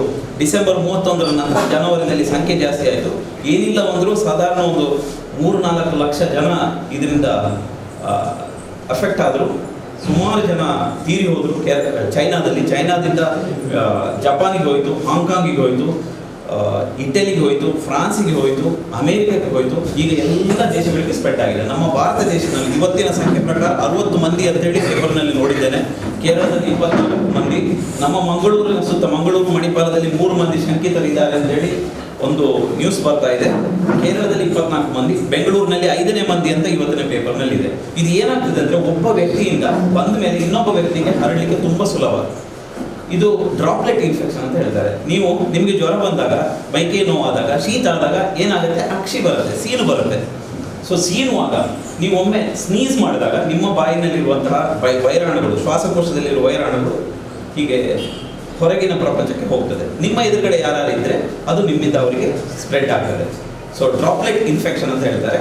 ಈ ಡ್ರಾಪ್ಲೆಟ್ ಇನ್ಫೆಕ್ಷನ್ ಇಂದ ಆಗಿ ಹರಡುವಂಥದ್ದು. ಸೊ ನಾನು ನಿಮಗೆ ಕೇಳ್ಕೊಳ್ಳೋದಿಷ್ಟೇ, ನೀವು ಪಬ್ಲಿಕ್ ಪ್ಲೇಸಸ್ನಲ್ಲಿ ಕೆಲಸ ಮಾಡ್ತಾ ಇರ್ತೀರಾ, ನೀವು ಪಿಲಿಕುಳದಲ್ಲಿ ಇರ್ತೀರಾ, ಪಾರ್ಕ್ಗಳಲ್ಲಿ ಇರ್ತೀರಾ, ಬಸ್ ಸ್ಟ್ಯಾಂಡ್ಗಳಲ್ಲಿ ಇರ್ತೀರಾ, ರೈಲ್ವೆ ಸ್ಟೇಷನ್ಗಳಲ್ಲಿ ಇರ್ತೀರಾ, ಕಾರಾಗೃಹದಲ್ಲಿ ಇರ್ತೀರಾ, ಎಲ್ಲ ಕಡೆ ನಿಮ್ಮ ಪ್ರೆಸೆನ್ಸ್ ಇದೆ. ಯಾರಾದರೂ ನೀವು ಸೇರುವುದು ಇಂತಹ ಶಂಕಿತ ವ್ಯಕ್ತಿಗಳು, ಜ್ವರ ಬಂದಂಥ ವ್ಯಕ್ತಿಗಳು, ವಿದೇಶದಿಂದ ಬಂದವರು, ರೈಲ್ವೆ ಸ್ಟೇಷನ್ನಿಂದ ಕೇರಳದಿಂದ ಬಂದವರು ಇರ್ಬೋದು, ಏರ್ಪೋರ್ಟ್ಗಳಲ್ಲಿ ಫ್ಲೈಟಲ್ಲಿ ಬಂದವರು ಇರ್ಬೋದು, ಯಾರಾದರೂ ಜ್ವರ, ಮೈಕೈ ನೋವು, ಸ್ನೀಸ್ ಮಾಡ್ತಾ ಇದ್ದರೆ ನೀವು ಜಿಲ್ಲಾಡಳಿತಕ್ಕೆ ಎಚ್ಚರಿಕೆ ಮಾಡುವಂಥ ಕೆಲಸ ನೀವು ಮಾಡಬೇಕು. ಇದು ನಮ್ಮ ಗೃಹ ರಕ್ಷಕರ ಪ್ರಾಮಾಣಿಕವಾದಂಥ ಜವಾಬ್ದಾರಿ ಆಗಿರ್ತದೆ. ಯಾರಾದರೂ ಸೀನ್ತಾ ಇದ್ದರೆ, ಓಪನ್ ಆಗಿ ಯಾರಾದರೂ ಸ್ನೀಸ್ ಮಾಡಿದರೆ, ಒಬ್ಬ ವ್ಯಕ್ತಿ ಒಮ್ಮೆ ಸ್ನೀಸ್ ಮಾಡಿದಾಗ ಲಕ್ಷಾಂತರ ವೈರಾಣು ದೇಹದಿಂದ ಹೊರಗೆ ಹೋಗ್ತದೆ. ಈ ವೈರಾಣು ನಮ್ಮ ದೇಹಕ್ಕೆ ಸೇರಿದ ಕೂಡಲೇ ಫಸ್ಟ್ ಹೋಗುವಂಥದ್ದು ಲಂಗ್ಸ್, ನಮ್ಮ ಶ್ವಾಸಕೋಶವನ್ನು ಅಫೆಕ್ಟ್ ಮಾಡುವಂಥದ್ದು. ಶ್ವಾಸಕೋಶಕ್ಕೆ ನ್ಯೂಮೋನಿಯಾ, ಪಪ್ಪುಸ ಜ್ವರ ಅಂತ ಹೇಳ್ತಾರೆ ಕನ್ನಡದಲ್ಲಿ. ಶ್ವಾಸಕೋಶವನ್ನು ಇನ್ಫೆಕ್ಟ್ ಮಾಡುತ್ತದೆ. ನಿಮಗೆ ಉಸಿರಾಡಲಿಕ್ಕೆ ಕಷ್ಟ ಆಗುವಂಥದ್ದು, ಶೀತ, ಕೆಮ್ಮು, ದಮ್ಮು, ಜ್ವರ, ಉಸಿರಾಟಕ್ಕೆ ಕಷ್ಟ ಆಗುವಂಥದ್ದು. ಈ ರೀತಿಯ ಸಿಂಪ್ಟಮ್ಸ್ಗಳು ಯಾರಾದರೂ ನಿಮ್ಮ ಮನೆಯಲ್ಲಿ, ನಿಮ್ಮ ಪಕ್ಕದ ಮನೆಯಲ್ಲಿ ಇದ್ದರೆ, ಯಾರಿಗಾದರೂ ಜ್ವರ ಬಂದು ವೈರಾಣು ನಮ್ಮ ದೇಹಕ್ಕೆ ಸೇರಿ ಅದು ನಮಗೆ ಇನ್ಫೆಕ್ಟ್ ಆಗಲಿಕ್ಕೆ 2 ದಿನದಿಂದ 11 ದಿನ ಬೇಕಂತೆ. ನಮ್ಮ ದೇಹಕ್ಕೆ ಸೇರಿ 1 ವಾರ ಅಥವಾ 2 ವಾರದ ಒಳಗೆ ನಿಮ್ಮ ದೇಹದಲ್ಲಿ ಸಿಂಪ್ಟಮ್ಸನ್ನು ಕಾಣಲಿಕ್ಕೆ ಶುರುವಾಗ್ತದೆ. ಈ ರೀತಿ ಜ್ವರ, ಕೆಮ್ಮು, ಉಸಿರಾಟಕ್ಕೆ ಕಷ್ಟ ಆಗೋದು, ಅಂತಹ ಲಕ್ಷಣಗಳು ನಿಮ್ಮ ಮನೆಯಲ್ಲಿ, ನಿಮ್ಮ ಪಕ್ಕದ ಮನೆಯಲ್ಲಿ, ಪಬ್ಲಿಕ್ ಪ್ಲೇಸಸ್ಸಲ್ಲಿ ಇದ್ದರೆ ನೀವು ಜಿಲ್ಲಾಡಳಿತಕ್ಕೆ ಇದನ್ನು ಇಮ್ಮಿಡಿಯೇಟ್ ತಿಳಿಸಬೇಕು. ಈ ರೀತಿ ಒಂದು ಲಕ್ಷಣಗಳಿರುವಂಥ ವ್ಯಕ್ತಿ ಇದ್ದಾನೆ ಅಂತೇಳಿ. ಯಾಕೆ ಅಂತ ಹೇಳಿದರೆ, ನಮಗೆ ಬಂದಾಗ ನಾವು ಅಡಗಿಸಿಡ್ತೇವೆ, ಹಾಗೆ ಆಗಬಾರ್ದು. ನಮಗೆ ಬಂದಾಗ the best way to prevent this disease, ಈ ರೋಗವನ್ನು ತಡೆಗಟ್ಟಲಿಕ್ಕೆ ನಾವು ಇನ್ನೊಬ್ಬರಿಗೆ ಹರಡದಾಗಿ ನೋಡಿಕೊಳ್ಳೋದು. ನಿಮಗೆ ಜ್ವರ ಬಂದರೆ ನೀವು ಬಂದ್ರ, ಸೊ ನಾವು ಶಾಸಕರು ಬಂದರು ಬಂದ್ಕೊಳ್ಳಿ ಮುಂದುವರಿಸ್ತೇವೆ.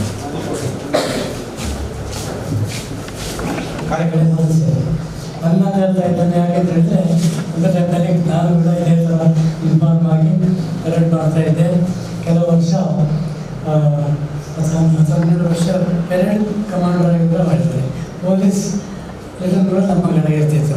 ಪ್ರತಿ ಇಂಡಿಪೆಂಡೆಂಟ್ ರಿಪಬ್ಲಿಕ್ ಡೇಗೆ ನಾನೇ ಕಂಡಕ್ಟ್ ಮಾಡ್ತಾ ಇದ್ದೆ. ಹಾಗೆ ಎಲ್ಲ ವಿಷಯವನ್ನು ನೋಡೋದ್ರಲ್ಲಿ ಏನೋ ಒಂದು ಒಳ್ಳೆಯ ಭಾವನೆ ಬಂತು. ಡಾಕ್ಟರ್ ಮನಶಕ್ತಿ ಅವರು ಕೂಡ ಹೇಳಿದರು, ನಮ್ಮ ಬಗ್ಗೆ ಮೆಚ್ಚುಗೆ ಮಾತಾಡಿದರು. ಸರಿಯಾದ ಒಳ್ಳೆಯ ಕೆಲಸ ಮಾಡೋರು ಗೃಹ ರಕ್ಷಣೆಯವರು ತುಂಬ ನನಗೆ ಭಾಳ ಇಷ್ಟ ಆಗ್ತದೆ. ಅವರ ಬಹುಶಃ ನಿಮಗೆ ಇಷ್ಟ ಆಗಿರ್ಬೋದು. ಮನಸ್ಸೇ ಅವರು ಒಬ್ಸರ್ವ್ ಮಾಡಿದ್ದನ್ನು ಸತ್ಯವನ್ನು ಹೇಳಿದ್ದಾರೆ. ಭಾರಿ ಕಮ್ಮಿ, ನನ್ನ ಹೀಗೆ ಹೇಳುವವರು ಕಮ್ಮಿ. ಕೆಲವರು ಆದರೂ ಮಾತಾಡ್ತಿದ್ರೆ ಪಾಪ ಹೊಟ್ಟೆ ಬಾಡಿಗೆ ಗತಿ ಎಲ್ಲರಕ್ಕೆ ಸೇರಿದ್ದಾರೆ ಅಲ್ಲ. ಅವರು ಹೇಳಿದ ಮಾತುಂಟಲ್ಲ, ಸಾಮಾಜಿಕ ಕಳಕಳಿ. ಗೃಹರಕ್ಷಣದ ನನಗೆ ಮೇಲೆ ಉದ್ಯೋಗಿತ್ತು, ನಾನು ಗೃಹರಕ್ಷಣೆಯಲ್ಲಿ ಸೇರ್ಬೇಕಾಗಿರಲಿಲ್ಲ. ಒಮ್ಮೆ ಒಂದು ಲೇಖನ ಓದಿದ್ದೆ, ಡಾಕ್ಟರ್ ಚಂದ್ರಶೇಖರ್ ರಾಮದೇವರು ಗೃಹರಕ್ಷಣದ ಬಗ್ಗೆ ಒಂದು ಲೇಖನ ಓದಿದ್ದರು. ಅದನ್ನು ನೋಡಿದ ಯಾವುದು ನನ್ನ ಆಕರ್ಷಣೆ. ಬೈ ಚಾನ್ಸ್ ನಾನು ಒಂದು ಕಾಫಿ ಹೊಡಿಲಿಕ್ಕೆ ವಿನಾಯಕ ಹೊರಟಿರ್ತೀನಿ. ಅಲ್ಲಿಂದ ಅವರಿಗೆ ಬರುವಾಗ ನಮ್ಮ ಕುಪ್ಪನ್ ಅಂತ ಇಟ್ಟಿರ್ತಿದ್ರು. ಅವರು ಮತ್ತು ಸುಳ್ಯದ ಯೂನಿಟ್ ಆಫೀಸರ್ ಕುಮಾರ್ ಅವರಿಬ್ಬರು ಒಳಗೆ ಬರ್ತಾ ಇದ್ದರು. ಆ ನಿಮಗೆ ಭಾಳ ಹೆಮ್ಮೆ ಅನಿಸಿತು, ಲೇಖನ ಓದಿ ಅಂತ ಕೂಡಲೇ ಅವರು ನೀವು ಬನ್ನಿ ಅಂತ ಹೇಳಿದರು. ನಾನು ಅಂತ ಹೇಳಿದೆ, ಅದು ಬನ್ನಿ ಅಂತ ಕರೆದ್ರು. ಆಗ ರಾಮ್ ಪ್ರಕಾಶ್ ಡೆಪ್ಯೂಟಿ ಕಮಾಂಡೆಂಟ್ ಅಂತ ನಾನು ಅವರಿಗೆ ನನ್ನ ಸರ್ಟಿಫಿಕೇಟ್ಸ್ ಕೂಡ ಅವ್ರು ಹೆಚ್ಚು ಭಾಗವಹಿಸಿದೆ. ನಿಮ್ಮಂಥವ್ರು ಬೇಕು ನನಗೆ ಅಂತ. ನನಗೆ ಉದ್ಯೋಗ ಇಲ್ಲದಲ್ಲ, ನಾನು ಬೇರೆ ಕೆಲಸದಲ್ಲಿದ್ದೆ, ನನಗೆ ಬೇರೆ ಸಂಪಾದನೆ ಇತ್ತು. ಸಾಮಾಜಿಕ ಕಳಕಳಿ ಪರಿಸ್ಥಿತಿಗಳನ್ನು ತುಂಬ ಅರ್ಥಪೂರ್ಣವಾಗಿದೆ. ಲಾಟ್ರಿ ವ್ಯವಸ್ಥೆ ಉಂಟ, ಸಾಮಾಜಿಕ ಕಳಕಳಿ. ನಾವು ಇದ್ದಿದ್ದಕ್ಕೆ ಏನಾದರೂ ಸಮಾಜಕ್ಕೆ ನಮ್ಮಿಂದ ಆಗುವಂಥದ್ದು ಒಳ್ಳೆಯ ಕೆಲಸ ಕೊಡಬೇಕು, ಸೇವೆ ಕೊಡಬೇಕು. ಮತ್ತು ಈಗ ಕೊರೋನಾ ವೈರಸ್ ಬಗ್ಗೆ ನಾನು ಓದಿದ್ದೆ, ಅಷ್ಟು ಅರ್ಥ ಆಗಿದೆ. ಡಾಕ್ಟರ್ಗಳು ಸರಿಯಾಗಿ ಅರ್ಥ ಆಯಿತು. ಎಷ್ಟು ಓದಿದ್ರು ಕೂಡ ಮನನವಾಗಿರೋದಿಲ್ಲ. ಇದು ಕರೆಕ್ಟಾಗಿ ಹೇಳಿದ್ರೆ ಏನು ಮಾಡಬೇಕು ನಮ್ಮ ಜವಾಬ್ದಾರಿಯನ್ನು. ಕೊರೋನಾ ವೈರಸ್ ಮುಂದೆ ಹೋಗೋದಾಗಿ ಅದು ಕಂಪ್ಲೀಟ್ ನಾಶ ಆಗುವಾಗ ಹೇಗೆ ಮಾಡ್ಬೋದು ಎಂಬ ಮಾಹಿತಿಯಲ್ಲಿ ನಿಮಗೆ ನಮ್ಮನ್ನೆಲ್ಲ ಬರುವಾಗ ಬಿಡುವಂಥ ಅಭಿನಂದನೆಗಳು. ಸಮಾಜದಲ್ಲಿ ನೀವು ಪ್ರಶ್ನೆ ಕೇಳ್ತೀರ ಅದರಿಂದ ಗೊತ್ತಿಲ್ಲ. ಅದೇ ನಾನು ಗೃಹರಕ್ಷಣೆ ಸೇರಿದ್ದು ವಿಷಯ ಹೇಳಿದ್ದೆ. ಅವರು ಸೇರಿದ ಕೂಡಲೇ ಆಫೀಸರ್ ಟ್ರೈನಿಂಗ್ ಸರ್ ಬೆಂಗಳೂರಿಗೆ ರಾಮನಗರ ಹೋಗಿ ಮೊಬೈಲಲ್ಲಿ ಹೇಳಿದ್ರು, ನೀವು ಗೋಲ್ಡ್ ತಗೊಂಡು ಬರಬೇಕಂತೆ. ನನಗೆ ಗೃಹರಕ್ಷಣದ ಬಗ್ಗೆ ಏನೇನು ಗೊತ್ತಿಲ್ಲ. ಅಲ್ಲಿಗೆ ಹೋದ ಮೇಲೆ ಕಂಪ್ಲೀಟ್ ಗೊತ್ತಾದ ನಮ್ಮದು ಬರೀ ಪೊಲೀಸರಿಗೆ ಆಕ್ಸಿಲರೇಟರ್ ಪೊಲೀಸ್ ಅದು ಸಹಾಯಕರ ಕೆಲಸ ಮಾಡೋದು ಅಷ್ಟಲ್ಲ. ನಮ್ಮ ಜವಾಬ್ದಾರಿಗಳು ತುಂಬ ಉಂಟು. First aid, fire fighting, rescue, flood rescue, ಮತ್ತು ಈ ಕ್ಯಾಂಪ್ ಆರ್ಗನೈಸ್ ಮಾಡೋದು, ಎವಾಕ್ಯುಯೇಷನ್ ಟೈಮಲ್ಲಿ ಜನ ಅರಸ್ಕೊಳ್ಬೋದು, ಅವರನ್ನು ನೋಡಿಕೊಳ್ಳೋದು, ಇದು ಮತ್ತು ವೈರ್ಲೆಸ್ ಸರ್ವಿಸ್, ಡ್ರೈವಿಂಗ್ ಎಲ್ಲ ಇದೆ. ಒಬ್ಬ ಸಮಾಜದಲ್ಲಿ ಏನೇನು ಸೇವೆಗಳು ಅಗತ್ಯ ಇದೆಯೋ ಅದೆಲ್ಲ ನಮ್ಮ ಗೃಹರಕ್ಷಣೆಗಳು ಅದಕ್ಕೆ ಸಿದ್ಧರಾಗಿರಬೇಕು. ಈ work in hours of need ಅಗತ್ಯಗಳು ನಾವು ಕೆಲಸ ಮಾಡ್ತೇವೆ.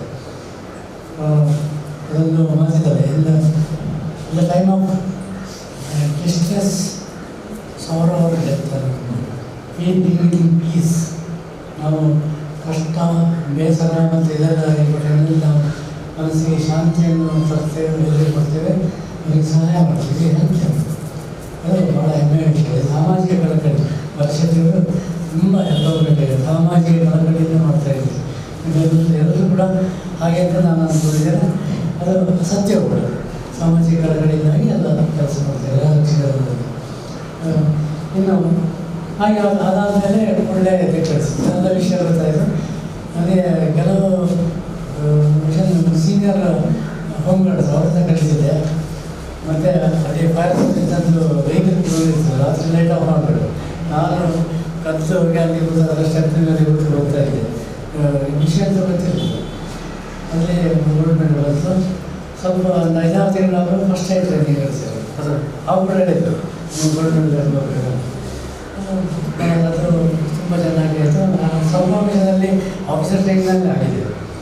ಅದು ಆಯಿತು. ನನಗೆ ಡೆಲ್ಲಿ ಕಳಿಸಿದೆ. MCE ಬಂದಿತ್ತು, ಮೊಬೈಲ್ ಸಿವಿಲ್ ಎಮರ್ಜೆನ್ಸಿ ಕೋರ್ಸ್ ಅಂತಿತ್ತು. ಅದು ಒಂದು ವೈಂಡಪ್ ಆಗಿದೆ. ಅಲ್ಲಿ ಫೈರ್ ಫೈಟಿಂಗ್ ಕಳಿಸಿದ್ರು ಟ್ರೈನಿಂಗ್ಗೆ. ಭಾಳ ಟಫ್ ಟ್ರೈನಿಂಗ್. ನನಗೆ ಫೈರ್ ಫೈಟಿಂಗ್ನಲ್ಲಿ ನಾನು ಆಫೀಸರ್ ಹಿಡಿದಿದ್ದು ತಲೆಗೆ ಏಟೆಲ್ಲ ಆಯಿತು. ಪ್ರಚಾರ ಪಡಾವು ಅಂತ ಹೇಳಿದ, ಅವ್ನು ಬೇಗ ಹೇಳಿದ. ಸರಿಯಾಗಿ ಕ್ವಶನ್ ಇರೋ ಬದಲು ಅವನು ಅಷ್ಟೇ ಪ್ರಚಾರ ಮಾಡೋದು ಅಂತ ಹೇಳಿದ. ಇದು ಒಮ್ಮೆ ಪ್ರಚಾರಕ್ಕೆ ಇದ್ದ ರೋಡಿಗೆ ಹಿಡಿದು ತಲೆಗೆ ಏಟಾಗಿತ್ತು. 2 ದಿವಸ ನನಗೆ ಏನಾಗಲಿಲ್ಲ, ತಲೆಗೆ ಒಳಗೆ ಏಟಾಗಿಲ್ಲ. ಹಾಗೆ ಟಫೆಸ್ಟ್ ಟ್ರೈನಿಂಗ್ ಅದು ಫೈರ್ ಫೈಟಿಂಗ್. ಈಗ MCF ಇಲ್ಲ. ಈಗ ಎಲ್ಲಿ ಕಳಿಸ್ತಾರೆ ಗೊತ್ತಿಲ್ಲ ಫೈರ್ ಫೈಟಿಂಗ್ ಟ್ರೈನಿಂಗ್. ಒಳ್ಳೆ ಅನುಭವಗಳಾಯಿತು. ಆಮೇಲೆ ಸಮಾಜದಲ್ಲಿ ಕೂಡ ಸ್ಥಾನಮಾನ ಇದು ಜಾಸ್ತಿ ಆಯಿತು. ನಾನು ಗೃಹರಕ್ಷಣದ ಅಧಿಕಾರಿ. ಸುಮ್ಮನೆ ಗಮನದ ಇದು ಗಲಾಟೆ ಆಯಿತು. ಆಗ ನಾನು ಯೂನಿಫಾರ್ಮ್ ಆಗಿ ನಮಗೆ ಆಗ PK ಆಗ್ತಿತ್ತು ಆಫೀಸರ್ಸಿಗೆ. ಅದು ಹಾಕೊಂಡು ಹೋಗುವ ಜನ ಒಂದು ಭಾರಿ ರೆಸ್ಪೆಕ್ಟ್ ಕೊಡ್ತಿದ್ರು. ಪರ್ಸನಾಲಿಟಿ ಹೊಡೆಯುತ್ತಿತ್ತು, ಅದರಿಂದ ಚೆನ್ನಾಗಿತ್ತು. ತುಂಬ ರೆಸ್ಪೆಕ್ಟ್ ಕೊಡ್ತಿದ್ರು. ನಾನು ಇದರಲ್ಲಿ ಬೈಕಲ್ಲಿ ಇದು ಇಟ್ಕೊಂಡು ಹೋಗೋ ಎಲ್ಲ ನಿಂತು ನೋಡೋರು, PK ಬಿಟ್ಕೊಂಡು ಹೋಗೋದು. ಭಾಳ ಮಜಾ ಇತ್ತು. ಆ ಪ್ರಾಯ ಹಾಗೆ ಒಂದು ರೈಸ್ ಅಂತ ಹೇಳೋದು ಹಾಗೆ ಮಾಡ್ತಾರೆ. ಒಳ್ಳೆ ರೈಸ್ ಇದೆ. ಆಮೇಲೆ 55 ವರ್ಷದಲ್ಲಿ ರಿಟೈರ್ಮೆಂಟ್. ನನಗೆ ಡಾಕ್ಟರ್ ಶಿವಪ್ರಸಾದ್ ಆಗಿದ್ದು. ನನಗೆ ಏಜ್ ಆಯಿತು. ನಾನು ರಿಟೈರ್ಮೆಂಟ್ ನನಗೆ ಕೆಲಸ ಒತ್ತಡ ತುಂಬ ಇತ್ತು. ಚಿನ್ನೂರು ಆಗಿಲ್ಲ ಅಂತ ಹೇಳಿದ್ವಿ. ಮತ್ತೆ 3 ವರ್ಷ ಕಂಟಿನ್ಯೂ ಮಾಡಿದ್ವಿ. 58 ವರ್ಷದಲ್ಲಿ ಅನುಭವಗಳು ಮಾತ್ರ ಭಾಳ ಒಳ್ಳೆ ಅನುಭವಗಳು. ಅದರಂತೆ ಗೃಹಲಕ್ಷ್ಮಿಗಳ ಸ್ವಲ್ಪ ಕಷ್ಟದಲ್ಲಿ ಇರ್ತಾರೆ. ಡ್ಯೂಟಿಗೆ ಅವ್ರಿಗೆ ದುಡ್ಡು ಬಂದಿರೋದಿಲ್ಲ. ನಾನೇನು ಶಕ್ತಿ ಇತ್ತು, ನಾನು ಮೊದಲೇ ಕೊಡ್ತಿದ್ದೆ, ಆಮೇಲೆ ಬಂದರೆ ಕೊಡ್ತಿದ್ದೆ. ಹಾಗೆ ಎಲ್ಲ ಪ್ರೀತಿ ನನಗೆ ಸಿಗ್ತಾಯಿತ್ತು. ನಮ್ಮ ಗೃಹಲಕ್ಷ್ಮಿಗಳ ಎಲ್ಲ ಸದಸ್ಯರ ಪ್ರೀತಿ ರಮೇಶ್ ಸಾರಿಗೆ ಎಲ್ಲ ಗೊತ್ತಿಲ್ಲ. ಅವರ ಜೊತೆಗೆ ಬರುವಾಗ ಭಾವನೆಗಳನ್ನು ಹಂಚಿಕೊಡುದು. ಒಂದು ಗೃಹಲಕ್ಷ್ಮಿಗಳಲ್ಲಿ ನನ್ನ ಭಾಗವಹಿಸಿ ಆಗಿತ್ತು. ನನ್ನ ರಸ್ತೆಗೆ ಹೇಳಿದ್ದೆ ಇರ್ಬೋದು. ಇನ್ನು ಪದ್ಮಶ್ರೀ ಪ್ರಶಸ್ತಿಯ ಬಗ್ಗೆ ಅದು ಅನಿರೀಕ್ಷಿತ. ನನಗೆ ಮತ್ತು ಹಾಜಪ್ಪನವರಿಗೆ ಇಬ್ಬರಿಗೆ ಪದ್ಮಶ್ರೀ ಪ್ರಶಸ್ತಿ ಇತ್ತು. ಅವರು ಅವರೇನು ಪ್ರಯತ್ನ ನಾನು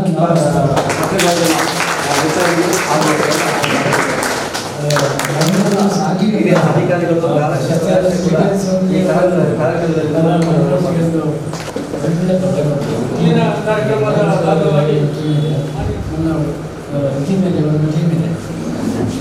ಅವರು ಎಲ್ಲ ಹಾಗೆ ಮಾಡಿದ್ರೆ ನನಗೆ ಒಬ್ಬ ಮನೆ ಇದೆ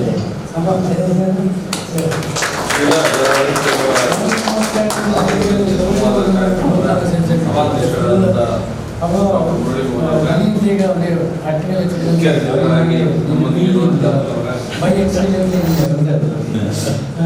ಐಡಿಯಾ ತೊಂದರೆ ಬರ್ತಾರೆ. ಕೆಲವು ಸ್ಪೆಷಲ್ ಸಿಂಗಲ್ ಫಾರ್ಮ್ ಇದೆಲ್ಲ ಮಾಡಲಿಕ್ಕೆಲ್ಲ ಅವನೇ ಐಡಿಯಾ ಕೊಡ್ತಾರೆ. ಹಾಗೆ ನನ್ನ ಬಳಗದವರು ಇದರಿಂದ ನಾನು ಜೀವನದಲ್ಲಿ ಗೃಹಲಕ್ಷ್ಮಿಯಲ್ಲೇ ಆಗಿದೆ. ನನ್ನ ಬಳಗದವರು ಉದ್ದಿಮೆಯಲ್ಲಿ ಆಗಿದೆ. ನನ್ನ ಬಳಗದವರು ಹಾಗೆ ನೋಡ್ತಾ ಆಗಲ್ಲ. ಏಕ ವ್ಯಕ್ತಿ ಅದು ಅವರಿಗೆ ಸಹಿತ ಸಾಮಾಜಿಕ ಬಳಗ. ಏನಾದರೂ ಒಳ್ಳೆಯದು ಮಾಡಬೇಕು. ಅವರಿಗೆ ಒಂದು ಇಗ್ನೈಟ್ ಆಗುತ್ತೆ. ನಾವು ಇಗ್ನೈಟೆಡ್ ಮೈಂಡ್ ಅಂತ ಹೇಳ್ತಾರೆ. ಒಂದು ಸಂದರ್ಭದಲ್ಲಿ ನಾನು ಓದಿದ್ದು ನಮ್ಮ ಬಾಳೆಮಣಿಯವರು ಬರೆದ ಲೇಖನವನ್ನು ಓದಿದ್ದು. ಯಾರೋ ಒಂದು ವಿದೇಶದವರು ಬಂದು ಅವ್ರ ಹತ್ರ ಮಾತನಾಡೋದು ಮಾತಾಡಲಿಕ್ಕಾಗಿಲ್ಲ. ಭಾಷೆ ಗೊತ್ತಿಲ್ಲ. ಇಂಗ್ಲೀಷ್ ಬಿಟ್ಟು ಬೇರೆ ಕನ್ನಡ ಬಿಟ್ಟು ಬೇರೆ ಮತ್ತೆ ಮಲಯಾಳ ಗೊತ್ತಿಲ್ಲ. ಅದು ತುಂಬ ಫೀಲ್ ಆಯಿತು. ಯಾಕೆ ಹೀಗೆ ಅದು ನನಗೆ ವಿದ್ಯೆ ಇಲ್ಲ. ಮತ್ತು ನೋಡಿ ಅವರ ಶಾಲೆ ಇಲ್ಲ. ಎಲ್ಲರೂ ವಿದ್ಯಾವಂತರು. ನಮ್ಮ ಶಾಲೆ ಊರಲ್ಲಿ ಶಾಲೆ ಬೇಕು ಅಂದರೆ ಅದರ ದೊಡ್ಡ ಕಥೆ ಉಂಟು. ನಾನು ಹೇಳಿದ್ರು ಮುಗಿಲಿಕ್ಕಿಲ್ಲ. ಅದು ಅವರು ಅದಕ್ಕಾಗಿ ಎಷ್ಟು ಹೋರಾಡಿದ್ದಾರೆ, ಎಷ್ಟು ನಡೆದಿದ್ದಾರೆ ಅವರಿಗೆ ಉಂಟು. ಅವರು ನಮ್ಮ ಇವರು ಇದ್ದಾರಲ್ಲ ಶಾಸಕರು, ಮಾಜಿ ಶಾಸಕರು ಹೌದು, ಅವರನ್ನು ಭಾಳ ನೆನೆಸ್ಕೊಳ್ತಾರೆ. ಅವರು ಹೋಗಿ ಅವ್ರನ್ನ ಕಾದು ಮತ್ತು ಒಂದು ಸರ್ತಿ ಹೋಗುವಾಗ ಸಿಗಲಿಲ್ಲ, ರಶ್ ಇತ್ತು. ಮತ್ತೊಂದು ಸರ್ತಿ ಹೋಗಿ ಅವ್ರ ಹತ್ರ ರಿಕ್ವೆಸ್ಟ್ ಮಾಡುವಾಗ ಆದೀತು ನಾನು ಕಾಗದ ಕೊಡ್ತೇನೆ, ಅದು ಇನ್ನೊಂದಿನೇ ಮಾಡಬೇಕಂತ ಹೇಳಿದಂತೆ. ಅಟ್ಟದಿಂದ ಎಷ್ಟು ಸತ್ಯ ಆಫೀಸಿಗೆ ನಡೆದಿದ್ದಾರೆ ಅಂತ ಅವರಿಗೆ ಗೊತ್ತು. ಅಲ್ಲಿ ಕೂಡ ಅಪಹಾಸ್ಯ ಮಾಡುವರು ಇವರನ್ನು. ಅದು ಆಗಿಲ್ಲ ಅವರಿಗೆ. ಕೊನೆಗೆ ಒಬ್ಬ ವ್ಯಕ್ತಿಗೆ ಅದಕ್ಕೆಲ್ಲ ಆಯಿತು. ಅವರು ಫಾರ್ವರ್ಡ್ ಮಾಡಿದರೆ ಬಾಳಪುಣ್ಯವರು ಮೊನ್ನೆ ಭಾಷಣದಲ್ಲಿ ಕೂಡ ಹೇಳಿದ್ದಾರೆ. ಅದು ಒಂದು ದಿವಸ ಒಂದು ನನ್ನ ಪುಸ್ತಕದಲ್ಲಿ ಓದಿದ್ದು. ಬಹುಶಃ ಇಡೀ ಕಾಮತ್ ಬೇಕು ಇಡೀ ಆರ್ಕಿಡ್ ಮತ್ತು ಆತ್ಮಬಲ ಅಂತ ಒಂದು ಪುಸ್ತಕದಲ್ಲಿ ಇರಬೇಕು. ಅದರಲ್ಲಿ ಒಂದು ಬರೆದಿದ್ದಾರೆ. ಒಬ್ಬ ವ್ಯಕ್ತಿ ಭಾಳ ವರ್ಷ ಶ್ರಮಪಟ್ಟು ಜೀವನದಲ್ಲಿ ಮೇಲೆ ಬಂದು ಒಂದು ದಿವಸ ಈ ಬಿಕಮ್ಸ್ ಎ ಸೆಲೆಬ್ರಿಟಿ, ಒಬ್ಬ ಪ್ರಸಿದ್ಧಿ ಆಗ್ತಾನೆ. ಪ್ರಸಿದ್ಧಿಗೆ ಬಂದ ಮೇಲೆ ಸಮಾಜದಲ್ಲಿ ಅವನ ಇಮೇಜ್ ಅದೇ ಅರ್ಥ ಅವನ ಬದಲಾಯಿಸಿ ದೊಡ್ಡ ಮನುಷ್ಯ ಅದೇ ಬದಲಾಯಿಸಿ ಹಾಗೆ ಉಳಿತದಲ್ಲದೆ ಅಲ್ಲಿಗೆ ಬರಲಿಕ್ಕೆ ಆ ಸ್ಥಿತಿಗೆ ಬರಲಿಕ್ಕೆ ಅವರು ಎಷ್ಟು ನಿದ್ರೆ ಇಲ್ಲದ ರಾತ್ರಿಗಳನ್ನು ಕಳೆದಿದ್ದಾರೆ, ಎಷ್ಟು ದಿವಸ ಸರಿಯಾಗಿ ಅನ್ನ ಆಹಾರ ಇಲ್ಲದೆ ದಿವಸಗಳನ್ನು ಕಳೆದಿದ್ದಾರೆ, ಎಷ್ಟು ಅವಮಾನಗಳನ್ನು ಸಹಿಸಿಕೊಂಡಿದ್ದಾರೆ ಅವರಿಗೆ ಮಾತ್ರ ಗೊತ್ತು. ನನ್ನ ಜೀವನದಲ್ಲಿ ಆಗಿದೆ. ನನಗೆ ಸಿಹಿ ನೆನಪುಗಳು ಅಂದರೆ ಗೃಹಲಕ್ಷ್ಮಿಗಳಲ್ಲಿ ನನಗೆ ನನ್ನ ಬೇರೆ ಸಮಸ್ಯೆಗಳನ್ನು ಹೊರಗೆ ಬರಲಿಕ್ಕೆ ಗೃಹಲಕ್ಷ್ಮಿಗಳಲ್ಲಿ ನಾನು ಸದಸ್ಯನಾಗಿ ತುಂಬ ಕಾರ್ಯಕ್ರಮನಾಗಿದ್ದು ಅದಕ್ಕೆ ತುಂಬ ಉಪಕಾರ ಆಯಿತು. ಬಿಸ್ನೆಸ್ಸಲ್ಲಿ ಏನು ಬೆಳೆಗಳಿತ್ತು. ನನ್ನ ಸಂಬಂಧ ರಬ್ಬರ್ ಫ್ಯಾಕ್ಟ್ರಿ ಮಾಡಿ ಅದು ಫ್ಲಾಪ್ ಆಗಿ ಅದು ನಾನು ವಹಿಸಿಕೊಂಡೆ. ತುಂಬ ಟೆನ್ಷನ್. ದುಡ್ಡು ಹೊಂದಿಸಲಿಕ್ಕೆ ಆಗೋದಿಲ್ಲ. ಅದೇ ಅವಮಾನಗಳು, ಸಾಲ ತೆಗೆದು ಬಿಡಲಿಕ್ಕೆ ಆಗೋದಿಲ್ಲ. ಅವಮಾನಗಳನ್ನು ತುಂಬ ಸಹಿಸ್ತೇನೆ. ಆದರೆ ಆ ಕೆಲಸದಲ್ಲಿ ಮುಳುಗಿರುವಾಗ ತಲೆ ಬಿಸಿ ಮಾಡಲಿಕ್ಕೆ ಟೈಮ್ ಇರಲಿಲ್ಲ. ಮತ್ತು ಇಲ್ಲಿ ಗೃಹಲಕ್ಷ್ಮಿ ನನ್ನ ಉದ್ಯೋಗ ಹಾಗೆ ತಲೆ ಬಿಸಿ ಮಾಡೋದಿಲ್ಲ. ಮತ್ತು ನನ್ನ ಜೀವನದಲ್ಲಿ ಪುಸ್ತಕ ಕೊಡ್ತೇನೆ. ಅದರಲ್ಲಿ ಬರ್ದೇ ಅನ್ನೋದು ಒಂದು ಸರ್ತಿ ಏನಾಯ್ತಂದರೆ to be or not to be ಇರಬೇಕಾ ಬೇಡವಾ ಅಂತ ಅಷ್ಟು ಸಾಲದ ಸುಳಿಯಲ್ಲಿ ಸಿಕ್ಕಿ ಎಲ್ಲಿ ಹೋದ್ರು ಕೂಡ ಈ ಹುಲಿ ಹುಣ್ಣು ಅಂತ ಹೇಳಿದ್ದೇವೆ. ಈ ಹುಲಿಗೆ ಒಂದು ಗಾಯ ಆದರೆ ಅದನ್ನು ಒಂದು ಇಲ್ಲಿಂದ ಚೆನ್ನಾಗಿ ಹಿಡಿದು ಮಾಲ ನಡೆಸಿದ ಮಾಡಿದ್ರೆ ಅದು ಹಾಗೆ ಹುಲಿಯಿಂದ ನೆರವಾಗಿತ್ತು ಎಲ್ಲಿ ಸಾಲ ಸಿಗ್ತದೆ ನನ್ನನ್ನು ನೋಡಿದಿರ್ತಾರೆ ಸಾಲ ಇರ್ತಾರೆ ಅಷ್ಟು ಆ ಸ್ಥಿತಿ ಇತ್ತು. ಆದರೆ ಇಲ್ಲಿ ನಾನು ರೆಗ್ಯುಲರ್ ಪೆರೇಡ್ ತಗೊಳ್ಳೋದಕ್ಕೆ ಮಾಡ್ತೇನೆ. ಹಾಗೆ ಟೈಮ್ ಒಳ್ಳೆ ಕೆಲಸ ಸಿಗ್ತದೆ. ಅದು ವಾರದಲ್ಲಿ 3 ಪೆರೇಡ್ ಫ್ರೆಶಸ್ಸಿಗೆ ಹೊಸಬ್ರಿಗೆ 3 ಪೆರೇಡ್ ಮಾಡಲಿಕ್ಕಿತ್ತು. ನಮ್ಮ ಇನ್ಸ್ಟ್ರಕ್ಟರ್ ವ್ಯವಹಾರ ಬರ್ತಿದ್ದೆ. ನಾನು ರಿಟೈರ್ಮೆಂಟ್ ಆಗಿ ನಾವು ರಮೇಶ್ ಸರ್ ಬಂದಿದ್ದಾರೆ.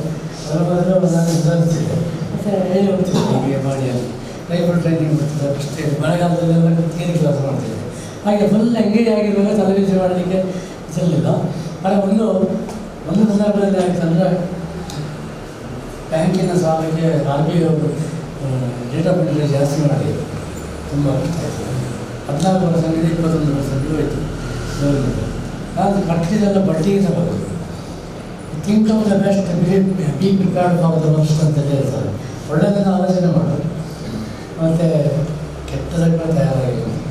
ಆಗ ಈ ಹೆರಾಟಗಾರದಲ್ಲಿ ಇಟ್ಟಿರ್ತಿಲ್ಲ ಚಟ್ಟೆಗಾರ ನೋಡಿದ್ರೆ ಚಂದ ನೋಡೋದು ಅದೆಲ್ಲ ಮೇಲೆ ಓಡಿದಷ್ಟು ಶ್ರಮ ಬರೋದು ಹೊಡ್ಚಾಡೋದು. ಆಮೇಲೆ ಏನಾಗಿದೆ ಒಂದು ಕೆಲಸ ಯೂನಿವರ್ಸಿಟಿಯಲ್ಲಿ ಆ B prepared for the worst ಯಾವುದಾದ್ರೂ ಕೂಡ ನನ್ನನ್ನು ಬೆಲೆಸಿಗೆ ಚಾನ್ಸ್ ಯೋಗ ಇರಲಿಲ್ಲ. ನಾನು 1000 ಹೊರಗೆ ಬಂದೆ ಇವತ್ತು. ಆಮೇಲೆ ಬಯಸದೆ ಯಾವುದು ಕನಸನ್ನೇ ಒದಗಿಸಿಲ್ಲ ಕೃಷಿ ಬರ್ತದೆ ಅಂತೇಳಿ ಕೆಲಸ ಮಾಡ್ತಾ ಇದ್ದೆ. ಆಮೇಲೆ ಎಲ್ಲ ಸಾಲಗಳನ್ನು ಮುಗಿತಾ ಇಂಡಸ್ಟ್ರಿ ವೃತ್ತಿ ಆಯಿತು. ಒಳ್ಳೆ ಬಲಗದ ಇದರಿಂದ ನನ್ನ ಸೌಲಭ್ಯ ನೋಡಿದ್ದು ಹಾಗೆ ಬಂದು ಈಗ ಸೇಫ್. ಈಗ ಏನಾಗಿದೆ ಜೀವನದ ದಾರಿ ಉಂಟಲ್ಲ, ಸುರುವಿಗೆ ರಫ್ ರೋಡ್ ಹೊಂಡದಲ್ಲಿ ನಿಲ್ತದೆ ಅಲ್ಲಿ ವ್ಯವಹಾರದಲ್ಲಿ ತಲೆಯಲ್ಲಿ ಸ್ಟಾರ್ಟ್ ಮಾಡಿ ಎಲ್ಲ ಹೋಗೋದು. ಸುಮಾರು ಸ್ವಲ್ಪ ರಫ್ ರೋಡ್ ಒಳಗಡೆ ಆಮೇಲೆ ಒಳ್ಳೆ ರೋಡ್ ಸಿಕ್ಕಿತು, ಮತ್ತು ನೈಸ್ ರೋಡ್ ಸಿಕ್ಕಿತ್ತು, ಮತ್ತು ರನ್ವೇ ಸಿಕ್ಕಿತ್ತು, ಮತ್ತು ಟೇಕ್ ಆಫ್ ಆದರೆ ಒಂದು ಲೆವೆಲಿಗೆ ಹೋಯ್ತು. ಈಗ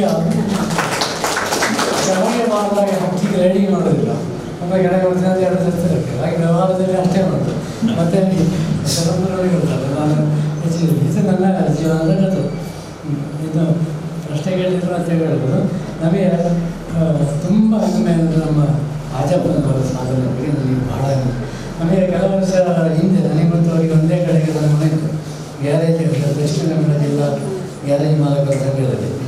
ಆಗ ನಾನು ಕೂಡ ಹೇಳಿದ್ದೆ ಆಜಪ್ಪರ ಸಾಧನೆ ಇಂಜಿನಿಯರ್ ಸೇತುವೆಗಳನ್ನು ದೊಡ್ಡದಾಗಿದ್ದಲ್ಲ, ಶಾಲೆಗೆ ಹೋಗಿದ ಇದ್ದವರು ಶಾಲೆ ಆಗುವಂತೆಲ್ಲ ಉದ್ಘಾಟನೆ ಮಾಡಿದಂತ ಜೇಲಿಗೆ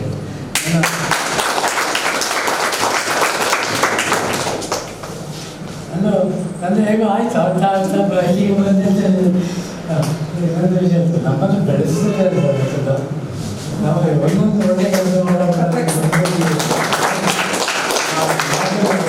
ವರ್ಷ ಕೆಲವರು ಸಹಿತ ಬಂದಿದ್ದು.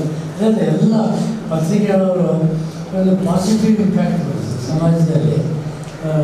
ನಮ್ಮ ಬಗ್ಗೆ ನಾವು ಹೇಳಿಕೊಳ್ಳೋದು ಅವರು ಹೇಳಿ ಅದು 2 ವಿಷಯ ಆಯಿತು. ಒಂದು ಒಳ್ಳೆಯ ಕೆಲಸ ಮಾಡಿದ್ದನ್ನು ಅವರು ಹೇಳ್ಬೋದು. ಇನ್ನೊಂದು ನಮಗೆ ಹೊಸ ಅವಕಾಶಗಳು ನಮ್ಮೂರಿಗೆ ಒಂದು ಸೇತುವೆ ಆಗುವಂತೆ ಜನ ಕೆಲಸ ಮಾಡಿ ಅದಕ್ಕೆ ಕೂಡ ನಮ್ಮ ಬಿಸ್ನೆಸ್ ಅಂತಲ್ಲ, ನಮ್ಮೊಂದು ಸೇವಾ ಕ್ಷೇತ್ರ ದೊಡ್ಡದಾಗಿದ್ದರೆ ನಿಮಗೆ ನಾವು ಚಿರಋಣಿಯಾಗಿದ್ದೇವೆ.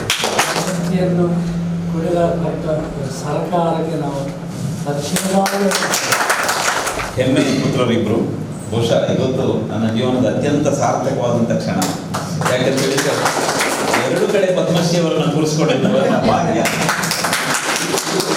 ಯಾರಿಗೂ ಸಿಗಲಿಲ್ಲ. ನನ್ನ ಸ್ವಾರ್ಥನೂ ಇದೆ ಈ ಕಾರ್ಯಕ್ರಮ ಆಯೋಜಿಸಿದಾಗ. ಯಾಕೆಂತ ಹೇಳಿದ್ರೆ ಇಂಥ ವ್ಯಕ್ತಿಗಳು ಸಾಮಾನ್ಯದವರಿಗೆ ಸಿಗುವಂಥ ವ್ಯಕ್ತಿತ್ವ ಅಲ್ಲ, ಸಾಮಾನ್ಯರಲ್ಲಿ ಸಾಮಾನ್ಯರಾಗಿ ಅಸಾಮಾನ್ಯ ಸಾಧನೆಯನ್ನು ಮಾಡಿದಂಥವರು. ಹಾಗಿರುವಾಗ ನನಗೆ ಈ ಹಿಂದೆ ಇವರ ಮೊದಲೇ ಪದ್ಮಶ್ರೀ ಸಿಗೋ ಮೊದಲೇ ಅವರ ಜೊತೆ ನಮ್ಮ ಇಂಟ್ರಾಕ್ಷನ್ ಇತ್ತು. ಆನಂತರೂ ನಮ್ಮ ಮೇಲೆ ಒಂದು ವಿಶೇಷವಾದ ಅಭಿಮಾನ ಪ್ರೀತಿ ಇಟ್ಕೊಂಡಿದ್ದಾರೆ. ಹಾಜಬ್ಬರ ಶಾಲೆಗೂ ನಾನು ಹೋಗಿದ್ದೆ, ಅವರ ಶಾಲೆಗಳಿಗೂ ಹೋಗಿ ನಾವು ಮಕ್ಕಳ ಜೊತೆ ನಲಿದಾಡಿದ್ವಿ. ಅವರು ಸಹ ಒಂದು ಅತ್ಯಂತ ಸರಳ ಸಜ್ಜನಿಕೆಯ ವ್ಯಕ್ತಿ. ಅವರನ್ನು ನೋಡಿದರೆ ನಮಗೆ ಒಂದು ರೀತಿಯ ಒಂದು ರೋಮಾಂಚನ ಆಗುವಂಥ ಒಂದು ವ್ಯಕ್ತಿತ್ವ. ಈ ತಿಂಗಳ 26ನೇ ತಾರೀಕಿಗೆ ಅವರು ಡೆಲ್ಲಿಗೆ ಹೋಗಿ ಪದ್ಮಶ್ರೀ ಪುರಸ್ಕಾರವನ್ನು ಪಡೆಯಲಿಕ್ಕಿದ್ದಾರೆ. ನಮ್ಮ ಎಲ್ಲ ಪರವಾಗಿ ಅವರು ಸುಖವಾಗಿ ಆರೋಗ್ಯವಂತರಾಗಿ ಹೋಗಿ ಪ್ರಶಸ್ತಿ ಸ್ವೀಕರಿಸಿ ನಮ್ಮ ಜಿಲ್ಲೆಯ ಹೆಮ್ಮೆಯ ಪುತ್ರನಾಗಿ ಹೊರಹೊಮ್ಮಲಿ ಅಂತೇಳಿ ನಾನು ಹಾರೈಸುತ್ತಾ ಈಗ ನಿಮ್ಮ ಮಾತಿಗಾಗಿ ಕಾಯ್ತಾ ಇದ್ದಾರೆ. ದಯವಿಟ್ಟು ಅವರನ್ನು ಅವರಿಗೆ ಒಂದು ವರ್ಷ ಮುಂದೆ ಬಂದಿದ್ದರು. 160 ಮಕ್ಕಳು ಉಜ್ಜಿಗೆ ಕ್ವಾಲಿಟಿ ಕೂಡ ಕೊಟ್ಟಿದ್ದರು. ಆವಾಗ 160 ಮಕ್ಕಳು ಬಂದಿದೆ. 160 ಮಕ್ಕಳು ಕ್ವಾಲಿಟಿ ಕೊಟ್ಟಿದ್ದ ಶಾಲೆಯಲ್ಲಿ ಡ್ರೆಸ್ ಕೂಡ ಕೊಟ್ಟಿದ್ದರು. ನಾನು ಸ್ವಲ್ಪ ದೂರವಾದೆ, ನನ್ನ ಆರ್ಥಿಕ ಕಟ್ಟು ಬೀರೋದೆ. ನಾನು ಮೊನ್ನೆ ಮಾತಾಡುವಾಗ ಕೂಡ ನನಗೆ ಸಂಸ್ಕೃತಿ ನನಗೆ ಸರಿಯಾದ ಮಾಹಿತಿ ಅರ್ಥ ಆಗೋದು ಸಾಧ್ಯವಿಲ್ಲ ಕಾರಣ ನಾನು ಸಂಪಿಬಿಟ್ಟೆ. ಬರ್ತೇನೆ ಸರ್ ಕೂಡ ಹೇಳಿದೆ. ಇವತ್ತು ಬೆಳಿಗ್ಗೆ ನನ್ನನ್ನು ನಾನು ಮಲಗಿದ 2:30 ಗಂಟೆ. ನಾನು ರಾತ್ರಿಯಲ್ಲಿ ಬರುವಾಗ ನನ್ನ 3 ಪ್ರೋಗ್ರಾಮ್ ಇತ್ತು. 2:30 ಗಂಟೆ ನನ್ನನ್ನು ಅವರ ಸಿಬ್ಬಂದಿ ನನ್ನನ್ನು ಬಾಯಿ ತಟ್ಟಿ ಮಾಡಿಸಿದೆ. ಈ ಸಂದರ್ಭದಲ್ಲಿ ನಾನು ಹೇಳಿಕೆ ಒಂದೇ ಇಷ್ಟಪಟ್ಟೆ, ನನ್ನನ್ನು ಈ ಹಂತಕ್ಕೆ ನನ್ನನ್ನು ದೇವರು ಈ ಇದರಲ್ಲಿ ಮುಟ್ಟುತ್ತಾರೆ ನಾನು ಕನಸ್ಕೊಂಡಿಲ್ಲ. ಆದರೆ ನಮ್ಮ ಮಂಗಳೂರು ಜಿಲ್ಲೆಯಾಗಿ ಒಬ್ಬ ಬಡವನ ನನಗೆ ಮಾಧ್ಯಮ ಮಿತ್ರರ ಕೊಡುಗೆ ಕೊಟ್ಟ ಅಪಾರ. ನನ್ನ ಪಕ್ಕದಲ್ಲೇ ನಮ್ಮ ಇಬ್ಬರನ್ನು ಡಾಕ್ಟರ್ ಮುರಳಿ ಸರ್ ಅವರ ಮುಖಾಂತರ ಆ ಬದಿಯಲ್ಲಿ ಪದ್ಮಶ್ರೀ ತಗೊಂಡಿದ್ದಾರೆ. ನನಗೂ ಪ್ರಕಟಣೆ ಮಾಡಿದರು ಬಡವನಿಗೆ. ಅದರ ಜೊತೆಯಲ್ಲಿ ನಮ್ಮ ಇದರ ಡಿಪಾರ್ಟ್ಮೆಂಟಿಂದ ಕೂಡ ನಮ್ಮ ಸಾರ್ ಕೂಡ ಇದ್ದಾರೆ. ಮತ್ತು ಜೊತೆಯಲ್ಲಿ ಆ ಭಾಗದಲ್ಲಿ ನನ್ನನ್ನು 2004 ಸೆಪ್ಟೆಂಬರ್ 16 ತಾರೀಕಿಗೆ ನನ್ನನ್ನು ಘೋಷಿಸಿತು ಚುಟುಕದಲ್ಲಿ. ಅದರ ನಂತರ ಕನ್ನಡ ಪಬ್ಬದಲ್ಲಿ ನನ್ನನ್ನು 2004ರಲ್ಲಿ ಕೂಡ ಘೋಷಿಸಿತು. ಅದೇ ವರ್ಷ ಕನ್ನಡ ಪಬ್ಬ ಮೆಸೇಜ್ ಕೊಟ್ಟು ನನ್ನನ್ನು ಇಂಗ್ಲೀಷ್ ಪತ್ರಿಕೆಯಲ್ಲಿ ಕೊಟ್ಟು ಅವರ ಪುಣ್ಯಾತ್ಮರು ಈ ಭಾಗದಲ್ಲಿ ಘೋಷಿಸಿದರು. ಜೊತೆಯಲ್ಲಿ ನಮ್ಮ ಅವರ ಜೊತೆಯಲ್ಲಿ ಕೂಡ ಈಗ ಅವರು ಕೆಲಸ ಮಾಡ್ತಾಯಿದ್ದಾರೆ. ಕನ್ನಡ ಪಬ್ಬ ಸಿಕ್ಕುವಾಗ ನನಗೆ 9 ಗಂಟೆ ರಾತ್ರಿಯಲ್ಲಿ ಬಂದಿದ್ದು ಸರ್. ಮನೆಯಲ್ಲಿ ಕರೆಂಟ್ ಇರಲಿಲ್ಲ, ಬೆಚ್ಚಿರಲಿಲ್ಲ. ವಸಂತಕಾಂತ ಪತ್ರಿಕೆ ಗುರುವೊಬ್ಬ ಬರುವ ನನ್ನ ಮನೆಯಲ್ಲಿ 60 ರೂಪಾಯಿ ಸಾಮಾರಿರಲಿಲ್ಲ. ಈ ಸಂದರ್ಭದಲ್ಲಿ ಎಲ್ಲ ನಾನು ನೆನಪಬೇಕಾಗ್ತದೆ. ಆದರೆ ಇವತ್ತು ಡಾಕ್ಟರ್ ಮುರಳಿ ಸರ್ ಅವರು ನಾನು ಮತ್ತೆ ತಲೆಬಾಗಿಸಿದ್ದೇನೆ. ಯಾಕಂದರೆ ಸಿಬ್ಬಂದಿ ಮುಖಾಂತರ ನನ್ನನ್ನು ಈ ವೇದಿಕೆಯಲ್ಲಿ ನಮ್ಮ ಮಂಗಳೂರು ವಲಯ ಶಾಸಕರ ಮುಖಾಂತರ ಸನ್ಮಾನ ಮಾಡಿದರು ನನ್ನ ತಂದರು. ಆದರೆ ಇವತ್ತು ನಾನು ಯಾವ ಹತ್ರ ಕೂಡಿದ್ದೇನೆ ನನ್ನ ಜೀವನದಲ್ಲಿ ನಾನು ಇದನ್ನು ಕನಸು ಮಾಡಲಿಕ್ಕೆ ಇಲ್ಲ. ಯಾಕೆಂದರೆ ನಾನು ಅಷ್ಟು ಮುಜುಗರದ ಮನುಷ್ಯ. ಪ್ರಪಂಚದಲ್ಲಿ ಒಬ್ಬ ಸಾಮಾನ್ಯ ಮನುಷ್ಯ, ಒಬ್ಬ 35 ವರ್ಷದಿಂದ ಒಂದು ಕಿಟ್ಲಾನ್ವಾರಿ ಜೀವನ ಮಾಡುವ ಮನಸ್ಸಿಗೆ ಇಷ್ಟು ನನ್ನ ಬೆಳೆಯುವ ನನಗೆ ಅವಕಾಶ ಮಂಗಳೂರು ಜಿಲ್ಲೆ ಕೊಟ್ಟಿದ್ದಾರೆ ಅಂತ ನನ್ನ ಕನಸು ಕಾಣಲಿಕ್ಕೆ ಈ ಸಂದರ್ಭದಲ್ಲಿಲ್ಲ. ಯಾಕಂದರೆ ನಮ್ಮ ಡಾಕ್ಟರ್ ಅವರು ನಮ್ಮ ಶಾಸಕರು ಈಗಲೇ ಹೇಳಿಬಿಟ್ಟಿದ್ದಾರೆ, ನೀವು ಎಲ್ಲ ಟ್ರೈನಿಂಗ್ ಕೊಡಿ, ವಿದ್ಯಾಭ್ಯಾಸ ಇದ್ದವರನ್ನು ಗಲಸಿಂಬರಿಗೆ ಕೊಟ್ಟಿದ್ದಾರೆ. ನಾನು ಇದನ್ನು ಕೂಡ ಪಡ್ಕೊಳ್ಳಲು ಸಾಧ್ಯ ಇಲ್ಲ ಅಂತ ಮನುಷ್ಯ. ನಾನು ಬೀದಿಯಲ್ಲಿ ಒಂದು ಕಿಟ್ಲಾಣಿ ವ್ಯಾಪಾರ ಮಾಡಿ ಓಡಾಡೋ ಮನುಷ್ಯದಲ್ಲಿ ಯಾವುದು ಒಳ್ಳೆಯದು ಯಾವುದು ಕೆಟ್ಟದ್ದು ನನಗೆ ಇದ್ದೇ ಆ ಸಂದರ್ಭದಲ್ಲಿ ಇರಲಿಲ್ಲ. ಆದರೆ ನಿಮಗೆಲ್ಲ ಕೊಟ್ಟಿದ್ದಾರೆ. ಆ ಸಂದರ್ಭದಲ್ಲಿ ನಾನು ಏನು ನಿಮಗೆ ಕೊಡಲಿಲ್ಲ. ನನ್ನ ಜೊತೆಯಲ್ಲಿ ನಿಮಗೆ ಒಂದು ಟ್ರೀಟ್ಸನ್ ಕೊಡಲಿಕ್ಕಿಲ್ಲ. ನಿಮ್ಮ ಜೊತೆ ಎದುರುಕೊಂಡ ಇಷ್ಟು ಶ್ರೀಮಂತರ ಜೊತೆಯಲ್ಲಿ ನನ್ನನ್ನು ಈ ವೇದಿಕೆಯಲ್ಲಿ ನನ್ನ ಡಾಕ್ಟರ್ ಮುರಳಿ ಸರ್ ಅವರ ಮುಖಾಂತರ ನಿಮ್ಮ ತೋರಿಸಿದ ಊಟದಕ್ಕೆಲ್ಲ ಮತ್ತೆ ನಾನು ಅವರಿಗೆ ಅಭಾರ.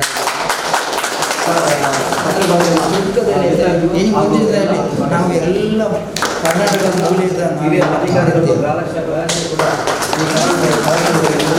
ನಾನು ಯಾವ ಜಾತಿ ಧರ್ಮ ಅಲ್ಲ, ನನ್ನನ್ನು ಯಾವಾಗೆಲ್ಲ ಕೊಟ್ಟಿದ್ದಾರೆ ನಾನೇ ಸಾಕ್ಷಿ.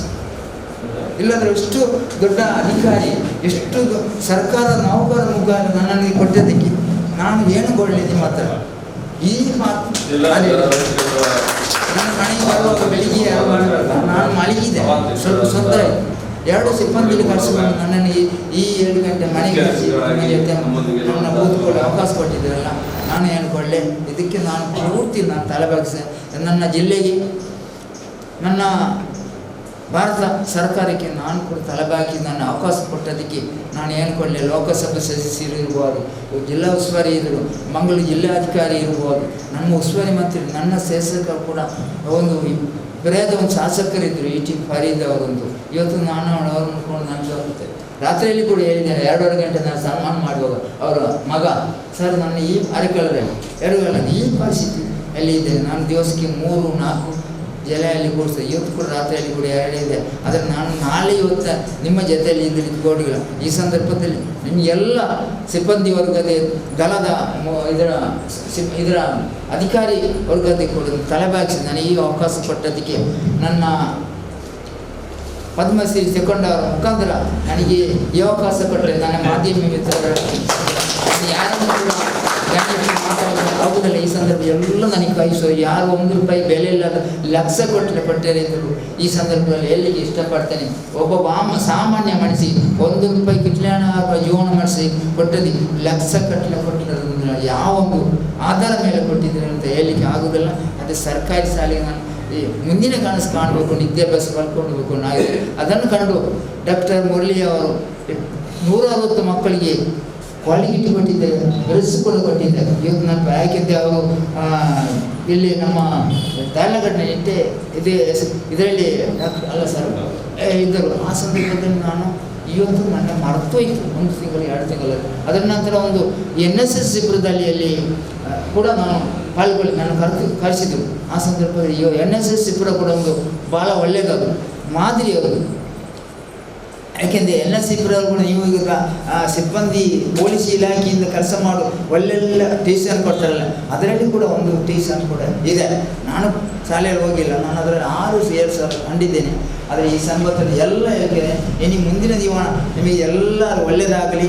ನಾವೆಲ್ಲ ಒಂದೇ ಮನಸ್ಸು ದೇವರೆಲ್ಲ ನಾನು ಈ ಇದನ್ನು ಕಾಪಾಡಿದ ಆರಿಸಿ ನನಗೆ ಅವಕಾಶ ಕೊಟ್ಟೆ ನನ್ನ ಡಾಕ್ಟರ್ ಮುರಳಿ ಅವರಿಗೆ ಮತ್ತು ಪದ್ಮಶ್ರೀ ಶಿವಕೃಷ್ಣ ಭಾರತ ಅವರಿಗೆ ನಮ್ಮ ಇವರಿಗೆ ಕೂಡ ಕಳಿಸಿ ನನ್ನ ಮಾಧ್ಯಮ ಮಿತ್ರರಿಗೆ ಎಲ್ಲ ಸಿಬ್ಬಂದಿಗಳಿಗೆ ತಳಬಾಗಿಸಿ ನನಗೆ ಅವಕಾಶ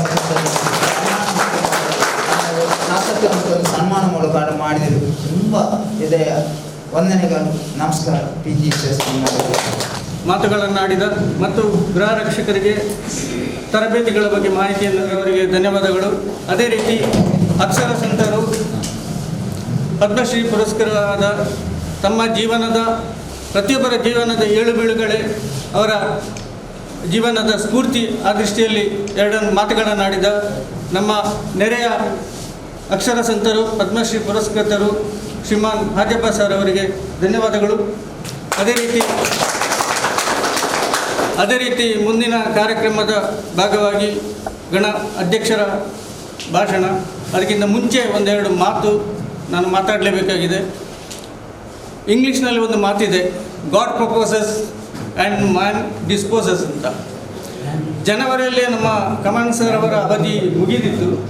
ಅದು ನೀವು ಉಲ್ಟಾಗಿದೆ ಸರ್ ವಾಟ್ ಬಿಕಾಸ್ ಅಂದರೆ ಅದನ್ನು ಇಲ್ಲಿ ನಾನು ಸ್ವಲ್ಪ ಮಾಡಿದ್ದು. ಜನವರಿಯಲ್ಲಿ ಅವರ ಅವಧಿ 6ನೇ ತಾರೀಕಿಗೆ ಮುಗಿದಿತ್ತು.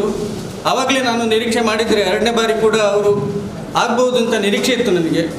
ಆದರೆ ಕೆಲವು ತಡೆಗಳಿದ್ದು ಕೆಲವು ತಿಂಗಳ ಕಾಲ ಅದು ಮುಂದಕ್ಕೆ ಹೋಯಿತು. ಆದರೆ ತಿರ್ಗಾ ಅವರು ಪುನಃ ಆಯ್ಕೆಯಾಗಿ ಬಂದಿದ್ದಾರೆ. ನಿಜವಾಗಿ ನಮಗೆ ದೇವರೇ ಅವರನ್ನು ಕಳಿಸಿದ್ದಾರೆ.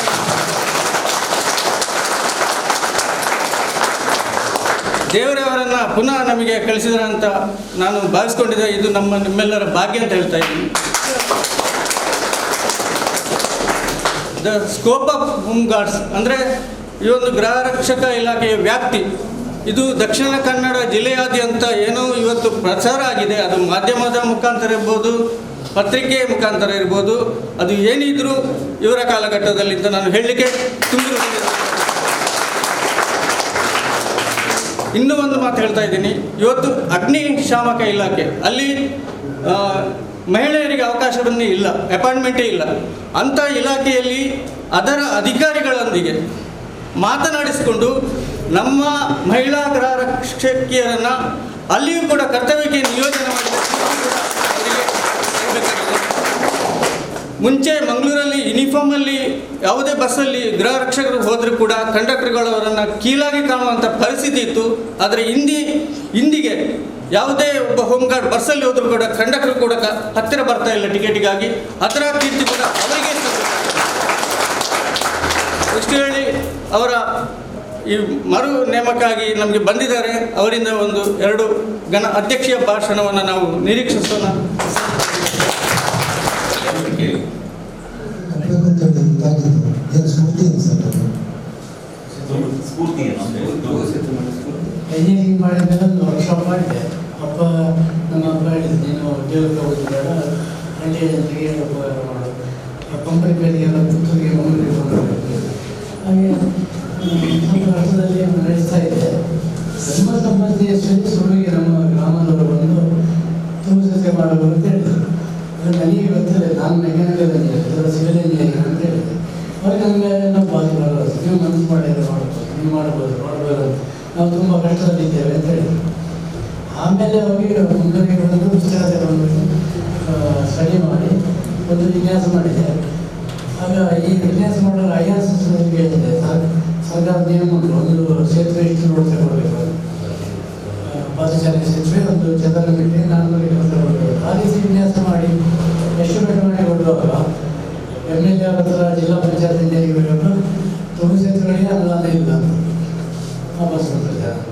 ಬಂದು ನಮಗೆ ಅಷ್ಟು ಸ್ಟ್ರಾಂಗ್ ಬೇಡ, ನಾವು ದೊಡ್ಡ 5-6 ಜನ ಹೋಗುದು, ಅದು ತೂತಾಗಿದೆ.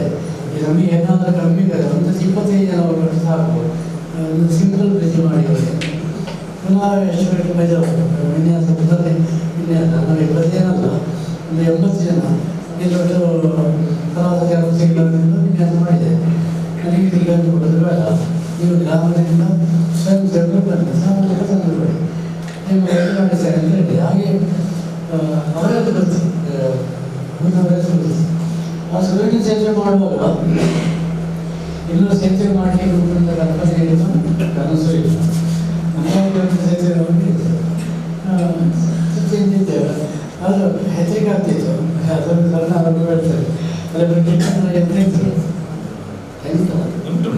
ಕಿಟ್ಟಣ್ಣ ಅವರು ಹುಲ್ಲಿಗೆ ಹೋಗಿದ್ರು, ಹತ್ತಿರಕೊಂಡು ಬಂದು ಅದೇ ಬಟ್ಟ ಮುಂದಾಗಿ ವ್ಯಾಪಾರ ಆಡಗಳು ಅವರಿಗೆ ಅಷ್ಟೇ ತಂದೆ ಮಾಡೋದಿಲ್ಲ, ಸಂಖ್ಯೆ ಬರ್ಕೊಂಡು ಅಂತ ಹೇಳಿದೆ. ಅವ್ರಿಗೆ ತರ್ಬೋದು ಅಂತ ಹೇಳಿ ಆಮೇಲೆ ಅದು ಮಾತಾಡಿದ್ರು. ಮತ್ತೆ ಬರುವಾಗ ನಾವಲ್ಲಿ ಜೋಡಿಸ್ತಾ ಇದ್ದೆ, ಎಲ್ಲ ನಡೆಸಿರ್ತಲ್ಲ ರೋಡ್ ಹಾಕಿ ಜೋಡಿಸ್ತಾರೆ. ಅವರೇ ಸಿಟ್ಟು, ಅವ್ರದ್ದು ಮಾಡಬೇಕು ನೋಡಿದ್ದಾರೆ, ಅದು ಸಿಟ್ಟು ನನ್ನ ಮಕ್ಕಳ ಜೊತೆ ಎಲ್ಲ ಜನ ಜವಾಬ್ದಾರಿ ಮಾತ್ರ ಕೊಡಿ, ಹನ್ನೊಂದು ಜನ ಪ್ರಾಯ ಜನ ಜೀವನ ಮಕ್ಕಳಿಗೆ ಎಲ್ಲ ಕೊಡ್ತಾರೆ, ಮಾತಾಡಲಿಲ್ಲ. ಆಮೇಲೆ ಜನ ಹೇಳಿದೆ, ಸ್ವಲ್ಪ ಕೈ ಮುಂದೆ ಹೇಳಿದೆ, ಅಷ್ಟು ನಿಲ್ಸಣ ಕೊಡ್ತಿರ್ತಾನೆ ಬಂದೆ ಅಂತ ಹೇಳಿದೆ.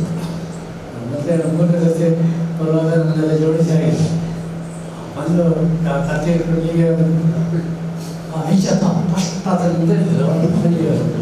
ಸೀದಾ ಹೋದ್ರು, ಬ್ರಿಡ್ಜ್ ಮೇಲೆ ನಡುವೆ ಹೋಗೋರು ರೋಡ್ ಕೆಳಗೆ ಹೀಗೆ ಮಾಡ್ತಿದ್ರು, ಅಳತೆ ಹೊಡೆದ್ರು. ಹೌದು ಅದೇ ಬಟ್ಟ ಇನ್ನು ಬಂದ ಅದು ಬಡ್ದಾಗ ಸಂಪ್ರದಾಯ ಬಡ್ಡ ಅಂತ 70 ಹೋಗ್ಬೋದು ಅಂತ ಹೇಳಿದ್ರು. ವಯಸ್ಸಿನ ಸಂಪ್ರದಾಯ ಇದು ಲೆಕ್ಕ ಮಾಡುತ್ತೆ 80 ಜನ ಇದನ್ನ ಲೆಕ್ಕ ಸಾಮಾನ್ಯ ಬಸ್ತೂರೇ ಅಲ್ಲೇ ಅವ್ರು ಕಡೆಗೆ ಜನ ನಾನು ರಾತ್ರಿ ಮಲಗಿಗೆ ಒಂದೇ ದಿನ ಎಚ್ಚರ ಆಗಿ ಅಜ್ಜ ಹೇಳಿದ್ರು, ಕಿವಿಯಲ್ಲಿ ಹೇಳ್ತಾರೆ ಡ್ರಿಂಕಿಂಗ್ ಮೈಂಡ್ ಅಂತ ಹೇಳ್ತಾರೆ. ಆಮೇಲೆ ನೀರು ಬಿಡ್ತಾ ಎಂತ ಮಾಡಿದ್ರು, ಕಣ್ಣು ಮುಚ್ಚಿದ್ರೆ ರೋಗ ಕಟ್ಟಾಗಿ ಜನ ಒಳಗಿದ್ದಾರೆ. ಡಿಸೈನ್ ಎಲ್ಲ ವಿಷಯಗಳು 5 ಕಿಲೋಮೀಟರ್ ದೂರದಲ್ಲಿ ಬಿರಿಬಿಗೆ ಮಳೆ ಬರ್ತಾರೆ, ಬೈಕ್ 6 ಬೈಕ್ ಮಾಡ್ತಿದ್ರು. ನಾನು ಹೇಳ್ತೇನೆ ಈಗ ರಾತ್ರಿ ಮುಂಚಿದ್ದಾರೆ ಅಜ್ಜ ಬಂದಾಗ ಹೇಳಿ ಹೋಗಿದ್ದಾನೆ. ರಾತ್ರಿ 2:30 ಗಂಟೆಗೆ ವರ್ಕ್ಶಾಪಿಗೆ ಬಂದು ವರ್ಕ್ಶಾಪಿಗೆ ಮಾಡಿದ್ದಾರೆ. 90 ಜನರ ಸಿಗಿರೋ ಜನರು ಇದು ಕೆಲವೊಂದು ಜನರಿಗೆ ಮತ್ತೆ ಮುಂದೆ ಮಾಡಿದ್ದಾರೆ. ಪಿನ್ ಕಟ್ಟಾಗ್ತದೆ ಮತ್ತು ನೋಡಿದೆ ಎಲ್ಲ ನೋಡಿದೆ, ಡಿಸೈನ್ ಕರೆಕ್ಟ್. ಉದ್ಘಾಟನೆ 300 ಖುಷಿಯಲ್ಲಿ ಶಿಕ್ಷಕ ಬೈಕ್ ಕಟ್ಟಿಯಲ್ಲ ಏನೋ ಮಾಡ್ತಾ ಇದ್ದಾರೆ. ನಾನು ಇದು ವಾರದಲ್ಲಿ ಅಂದರೆ ವಿನ್ಯಾಸ ಮಾಡಿದರೆ 80 ಜನ ನೀವು ಆಮೇಲೆ ಜನ ಜಾಸ್ತಿ ಕೆಲಸ ಮಾಡೋದು ಇಲ್ಲ ಮಾಡ್ಕೊಂಡು ಮಾಡಿಸಿ ಮತ್ತು ಜನ ಸೇರಿದ್ದಾರೆ, ಜನ ಸುಮಾರು ಸೇರಿದ್ದಾರೆ. ಅಲ್ಲಿ ಇದನ್ನು ಪತ್ರಿಕೋದ್ಯಮ ಹಾಗೂ ಎಲ್ಲ ಹಿರಿಯ ಅಧಿಕಾರಿಗಳು ಗ್ರಾಮ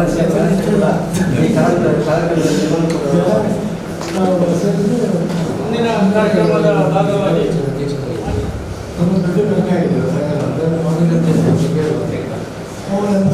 ಅವರಾಗಿನ ಸುಮಾರು ಜನ ನಾನೇ ಹೋಗ್ಬೇಡಿ ಜಿಲ್ಲಾ ಕ್ಷೇತ್ರ ಸಾಧಕರಿಗೆ ಸಮಾಜಾಧ್ಯಕ್ಷರಾದಂಥ ಮುಖ್ಯ ಅತಿಥಿಗಳಾಗಿ ನಮ್ಮಲ್ಲಿರುವಂಥ ಈ ಅಡಿಗೆ ಮುಂದೆ ನೋಡ್ತಾ ಉಂಟಲ್ಲ ಸಪೋರ್ಟ್ ಇದ್ದಲ್ಲ ಎಲ್ಲರೂ ಯಾವ ಹೋಗೋರೆಲ್ಲ ಸೈಲೆಂಟ್ ಆಗಿದ್ದಾರೆ. ಅಲ್ಲಿ ನಾವು ಹೇಳಿದ್ರು ಹೋಗಿ ಬಂದು ಸಾಧಿಸಿದ್ದೆ ಅದೆಲ್ಲ ವಾಪಸ್ ಬಂದು ನಾನು ಚೇಂಜ್ ನೋಡ್ತಾ ಇದ್ದೆ ಒಂಥರ ಬರ್ತಾ ಇದು ಬೆಳವರಿ ಬೈಯೆಲ್ಲ ಚೆಂಡೆ ಬಟ್ಟೆಲ್ಲ ಅಂಟಿಲ್ಲ ಒಬ್ಬರಿಗೆ ಸುರಿದ ಅವಕ್ಕಿಲ್ಲ ನನಗೆ ಮಂಡ್ಯ ಅವಕ್ಕಿಲ್ಲ ಮತ್ತೆ ಆಯಿತು ಸನ್ಮಾನ ಆಯಿತು. ಒಂದು 15 ದಿವಸ ನಾನು ಡೈಲಿ ಆ ಟೀಚರ್ಸ್ ಹೋಗಿ ಮತ್ತೆ ಹೆದರಿಕೆ ಅನಿಸ್ತದೆ ಸ್ಕೂಲ್ಗೆ. ಆಮೇಲೆ 2-3 ವರ್ಷ ಆದಮೇಲೆ ಬೇರೆ ಕಡೆಯಿಂದ ಅದು ಇಲ್ಲಿ ಚೀಫ್ ಸೆಕ್ರೆಟರಿ ಆಗಿದ್ದರು ಬಿ ಪಿ ಪಾಟೀಲ್ ಅಂತ, ಆಮೇಲೆ ಕರ್ನಾಟಕ ಚೀಫ್ ಸೆಕ್ರೆಟರಿ ಅವರು ಬಂದು ಒಳ್ಳೆ ಅವರು ಇಂಜಿನಿಯರ್ ವೈಭವ ಎಕ್ಸಾಮ್ ಮಾಡಿದಾಗ ಹೇಳಿದ್ರು ನಾನು ಸರ್ಕಾರಕ್ಕೆ ಗೌರ್ಮೆಂಟ್ ಮತ್ತೆ ಅವ್ರು ರೆಕಮೆಂಡ್ ಮಾಡಿ ಆಮೇಲೆ ನನಗೆ ಬಂತು ಹೇಳಿದ ನಾನು ಮುಂದೆ ಮಾಡಿದ್ದು ನನ್ನ ಡಿಸೈನ್ ತಗೊಂಡು ಇಂಜಿನಿಯರಿಂಗ್ ಕಾಲೇಜಿಗೆ ಕಳಿಸಿ ಮಾಡಿಸಿ ಬಂದು ಈ ಮತ್ತೆ ಸ್ಫೂರ್ತಿ ಆಗ್ತದೆ. ನಾನು ಸೇತುವೆ ಹೋಗುವಾಗ ಜನಗಳೊಂದು ಪ್ರೀತಿಯಿಂದ ಗೌರವದಿಂದ ಮಾತಾಡೋದು ಸ್ಫೂರ್ತಿಯಾಗ ನಾನು ಆಕರ್ಷಿತನಾದರೂ ಜನರ ಪ್ರೀತಿ ಮತ್ತು ಅಭಿಮಾನಕ್ಕೆ ಸ್ನೇಹಿತರೆ ನೋಡಿ ಇದು ಪ್ರೀತಿ ಅನ್ನೋದು ಜಗತ್ತಲ್ಲಿ ಬೇರೆ ಪ್ರೇಮ. ಅಲ್ಲಿ ಒಂದು ಸ್ವಾಮಿ ರಾಮದಾಸ್ ಅಂತ ಒಂದು ಇದು ಕವನ ನೆನಪಾಗ್ತದೆ. ಇದು ಇಂಗ್ಲೀಷಲ್ಲಿ ಉಂಟು, ಕನ್ನಡದಲ್ಲಿ ಅರ್ಥ ಇದೆ. I am in the world, I am beloved glorious. He is my crown, hope and joy. In the face of man, bird and beast, I see the light of my beloved supreme. ಮುಂದೆ ಬಹಳ ಚೆನ್ನಾಗಿದೆ. My habit to man is my prayer to him. My service to man is my worship for him. My love of man is my devotion to him. God apart from man is no God for me. ನಾವು ಈ ನಮ್ಮ ದೇವರ ಸಾಮ್ರಾಜ್ಯದಲ್ಲಿ ನಾವು ಇದ್ದೇವೆ. ನಮಗೆ ಭರವಸೆ ನಮಗೆ ಆಧಾರವೂ ದೇವರೇ. ಜನರಲ್ಲಿ ನಾನು ಮಾಡುವ ಮನವಿ, ಪರಸ್ಪರ ಪ್ರೇಮದಿಂದ ಹೀಗೆ ಕೇಳುವ ಮನವಿ, ಅದನ್ನು ಪ್ರಾರ್ಥನೆ ದೇವರಿಗೆ ಪ್ರಾರ್ಥನೆ. ನಾನು ಮಾಡುವ ಸೇವೆ ಉಂಟಾಗ ವರ್ಷಿಪ ನಾನು ಮಾನವರಿಗೆ ಮಾಡುವ ಸೇವೆ ಇದನ್ನೆಲ್ಲ ಮಾಡ್ತಾ ಇದ್ದ ಮಾನವ ಸೇವೆ ಅದೇ ಒಂದು ಪೂಜೆ ದೇವರಿಗೆ ಮಾಡೋದು. My love of man is my devotion. ನಮಗೆ ಮಾನವನಿರುವ ಪ್ರೇಮ ಉಂಟಲ್ಲ ಅದೇ ಭಕ್ತಿ. ಅದು ಮಾನವನ ಮೇಲಿನ ಪ್ರೇಮ ಅಲ್ಲದೆ ಜಗತ್ತಿಗೆ ನನಗೆ ಬೇರೆ ದೇವರೇ ಇಲ್ಲ ಅಂತಾರೆ ಸ್ವಾಮಿಗಳು. ನಮಗೆ ನಿಮಗೆಲ್ಲ ಇರೋ ಭಾವನೆಗಳಿದೆ. ನನ್ನ ಉದ್ಯೋಗದಲ್ಲಿ ಇರೋರ ನಮಗೆ ಅಪವಿತ್ರ ಭಾವನೆ ನಮಗಾಗಿ ನಾವು ಯಾರಿಗೆ ಉಪಕಾರ ಆದಾಗೆ ಸೆಕ್ಯೂರಿಟಿಯಲ್ಲಿರೋ ಅಷ್ಟೇ ಆಕ್ಸಿಡೆಂಟ್ ಮಾಡೋದು, ರೆಸ್ಕ್ಯೂಗೆ ಫೈರ್ಫೈಟಿಂಗ್ ತೃಪ್ತಿ ವಿವರಿಸಿಗೆ ಸಾಧ್ಯ ಆಗಲಿಲ್ಲ. ಮನಸ್ಸಿನೊಳಗೆಲ್ಲ ಅನುಭವಿಸ್ತಾ ಇದ್ದಾರಲ್ಲ, ನಾನೊಂದು ಒಳ್ಳೆಯ ನನ್ನ ಅನುಭವ ಬಂದಿದೆ, ತೋರಿಸೋಕ್ಕೆ ಬಂದಿಲ್ಲ. ಅದು ಅದರ ಪೂಜೆ, ಅದೇ ಭಕ್ತಿ. ಅದಕ್ಕಿಂತ ಅದಕ್ಕೆ ಹೊರತಾಗಿ ಜೀವನವೇ ಇಲ್ಲ. ನಾವು ಪರಸ್ಪರ ನಂಬಿ ಈಗ ಇವತ್ತು ಡಾಕ್ಟರು ಕರೋನಾದ ಬಗ್ಗೆ ಹೇಳಿದ್ದಾರೆ. ಎಚ್ಚರವಾಗಿದ್ದು ಅದು ಅದರಿಂದಾಗಿ ನಮ್ಮಿಂದಾಗಿ ಇನ್ನೊಂದು ತೊಂದರೆ ಆಗೋದನ್ನು ಮತ್ತು ಬೇರೆಯವರಿಗೆ ಅವರಿಗೆ ಜ್ಞಾನ ಕೊಡು. ಈಗ ನಮಗೆ ಇವತ್ತು ಡಾಕ್ಟ್ರೇ ಹೇಳಿದ್ರು ಅದೇ ರೀತಿ ನಾವು ಭಾಗಿದಾರ ಅದು ಸೇವೆ. ನಾವು ಕರ್ತವ್ಯ ಅಂತ ಗ್ರಹಿಸ್ತೇವೆ, ಕರ್ತವ್ಯವೇ ಸೇವೆ ಆಗ್ತದೆ. ಇಂಗ್ಲೀಷಲ್ಲಿ ಮಾತಿದೆ, every business opportunity is an opportunity to serve. ಯಾವುದೇ ಉದ್ಯೋಗ ಮಾಡಿ ಅದೊಂದು ಸೇವೆಗೆ ಅವಕಾಶ ಅಂತ ಅದನ್ನು ಮಾಡೋದು, ಅದಕ್ಕೆ ಗೌರವ ಜಾಸ್ತಿ. ನಾನು ವ್ಯಾಪಾರ ಮಾಡಿದ್ರಿಂದ ಅದು ಇಲ್ಲದ ಸಾಮಾನಲ್ಲಿ ಯೋಗ್ಯ ಬೆಲೆಗೆ ತಂದು ಮಾಡೋದಂತ ಮತ್ತು ಪರ್ಚೇಸ್ ಮಾಡಿ ಸೇಲ್ ಮಾಡ್ತಾರೆ. ಅಲ್ಲಿ ಸಿಗದೇ ಇರೋದನ್ನು ಸೇವೆ. ನಮಗೆ ಗೊತ್ತ ಸಮಯದಲ್ಲಿ ಕಡಿಮೆ ಒಂದು ಯೋಗ್ಯ ಬೆಲೆಗೆ ಸಿಗುವ ಮಾಡ್ತಾರೆ. ನಾವು ಪ್ರತಿಯೊಂದು ಕೂಡ ಸೇವೆಗೆ ಅವಕಾಶ. ನಾವಲ್ಲಿ ಬರೀ ಲಾಭದಿಂದ ಮಾತ್ರ ಒಂದರ ಸೇವೆ ಆಗೋದಿಲ್ಲ. ನಮ್ಮಿಂದಾಗಿ ನಮಗೆ ಉಪಕಾರ ಅದು ಸೇವೆ. ಈಗ ಒಂದು ಹಾಸ್ಯಕ್ಕೆ ಆಯಿತು ಒಂದು ಕತೆ. ಅದನ್ನು ಆಶಾವಾದಿಗಳಾಗಿರಬೇಕು. ಆಶಾವಾದ ಮತ್ತು ನಿರಾಶಾವಾದ ಸೇರಿದಿರೋದ್ರಿಂದ ಆಶಾವಾದಿಗಳೆಲ್ಲ ಒಂದು ಹೋಪ್ಸ್, ಒಂದು ಸಣ್ಣ ಕಥೆ. ಕೆಲವು ಕಪ್ಪೆಗಳು ಆಹಾರ ಹೋಯ್ತು. ಒಂದು ಮನೆಯಲ್ಲಿ ಬಾಗಿಲಾಗಿ ಹೋಗಿದ್ರು. ದೊಡ್ಡ ಮಸಾಲೆ ಗಡಿಗೆ ಮುಚ್ಚಳ ಆಗಿರಲಿಲ್ಲ. ಅರ್ಜೆಂಟಿಗೆ ಹೋಗಿದ್ದಾರೆ. 2 ಕಪ್ಪೆಗಳು ಆಗಿ ಆ ಗಡಿಗೆ ಇರ್ತಾರೆ. ಕಥೆ ಅದು ತುಂಬ ಅರ್ಥಾಗ ವಾಸನೆ ಅದ್ಭುತವಾಗಿದೆ. ಮೊಸಳೆ ಕಪ್ಪೆ ಹಾಗೆ ನೋಡಿ ಸಾಧ್ಯ ಆಗೋದಿಲ್ಲ. ಒಂದು ಕಪ್ಪೆ ನಿರಾಶ ಆಗುತ್ತೆ. ಸ್ವಲ್ಪ ಹೊತ್ತು ಕೈಗಾಲು ಬಿಡುತ್ತೆ. ಇಲ್ಲದೆ ಅಂತ ಸಾಯಿದೆ ಕೆಳಗೆ ಬಿಡೋದು. ಸುಮ್ಮನೆ ಕೈಗಾಲು ಬಿಡಿಸಿ ಹಾಕಿ ಅದು ಕೆಳಗೆ ಬಿಡಿಗೆ ಹೋಗ್ತಾ ಇರ್ತದೆ. ಇನ್ನೊಂದು ಕಪ್ಪಿನೆಲ್ಲ ಜಾಸ್ತಿ ಅದು ಇದು ಸಾಯೋದಲ್ಲ. ಸಾಯೋದೇ ಕೈಗಾಲು ಬಿಡಿ ನಾನು ಬಂದು ಆಗ್ಬೋದು ಅಂತೇಳಿ ನಾವು ಕೈಗಾಲು ಬಿಡ್ತೀವಿ. ಮೊಸರಲ್ಲ ಏನಾಯ್ತು ಅದು ಬೆಣ್ಣೆ ಉಂಡೆ ಮೇಲೆ ಆಗ್ತಿತ್ತು. ಅಲ್ಲಿ ಸ್ವಲ್ಪ ಹೊರಗಡೆ ಅದು ಆಶಾವಾದಿ. ಹಾಗೆ ಯಾವತ್ತೂ ಕೂಡ ನಿರಾಶೆಯನ್ನು ಹತ್ತಿರವಾಗಿ ಬಿಡಬೇಡಿ. ಅವರು ಬರ್ತಾರೆ ತುಂಬ ತಾಳ್ಮೆಯಿಂದ ಕಠಿಣ ಪರಿಶ್ರಮದಿಂದ ಎಂಥ ಸಮಸ್ಯೆಯನ್ನು ಕೂಡ ಹೊರಗಡೆ ಸಾಧ್ಯ. ನಾವು ಮಾತ್ರ ಅಲ್ಲ, ನಮ್ಮ ಮನೆಯ ಮಕ್ಕಳಿಗೆ ಕೂಡ ಈ ಆಶಾವಾದದ ಕಥೆಯನ್ನು ಹೇಳಬೇಕು. ನಾವು ತುಂಬ ಕಡೆ ನೋಡಿದ್ದೇವೆ. ನೋಡೋದು ಬೇಜಾರಾಗ್ತದೆ. ಮಕ್ಕಳು ಆತ್ಮಹತ್ಯೆ ಮಾಡಿಬಿಡೋದು ಎಂತದೆ. SSLCಯಲ್ಲಿ ಪಾಸ್ ಆಗೋದಿಲ್ಲ ಅಂತ ರೀತಿ ಅವನು ಆತ್ಮಹತ್ಯೆ ಮಾಡೋದು. ಇದರಿಂದ ಬರುವುದಲ್ಲ ಆತ್ಮಹತ್ಯೆ. ಎಲ್ಲರಿಗೂ ಆಸ್ಪತ್ರೆಯಲ್ಲಿ ಒಂದು ಕೆಲಸವನ್ನು ಮಾಡಿದರೆ ಅದು ಕೂಡ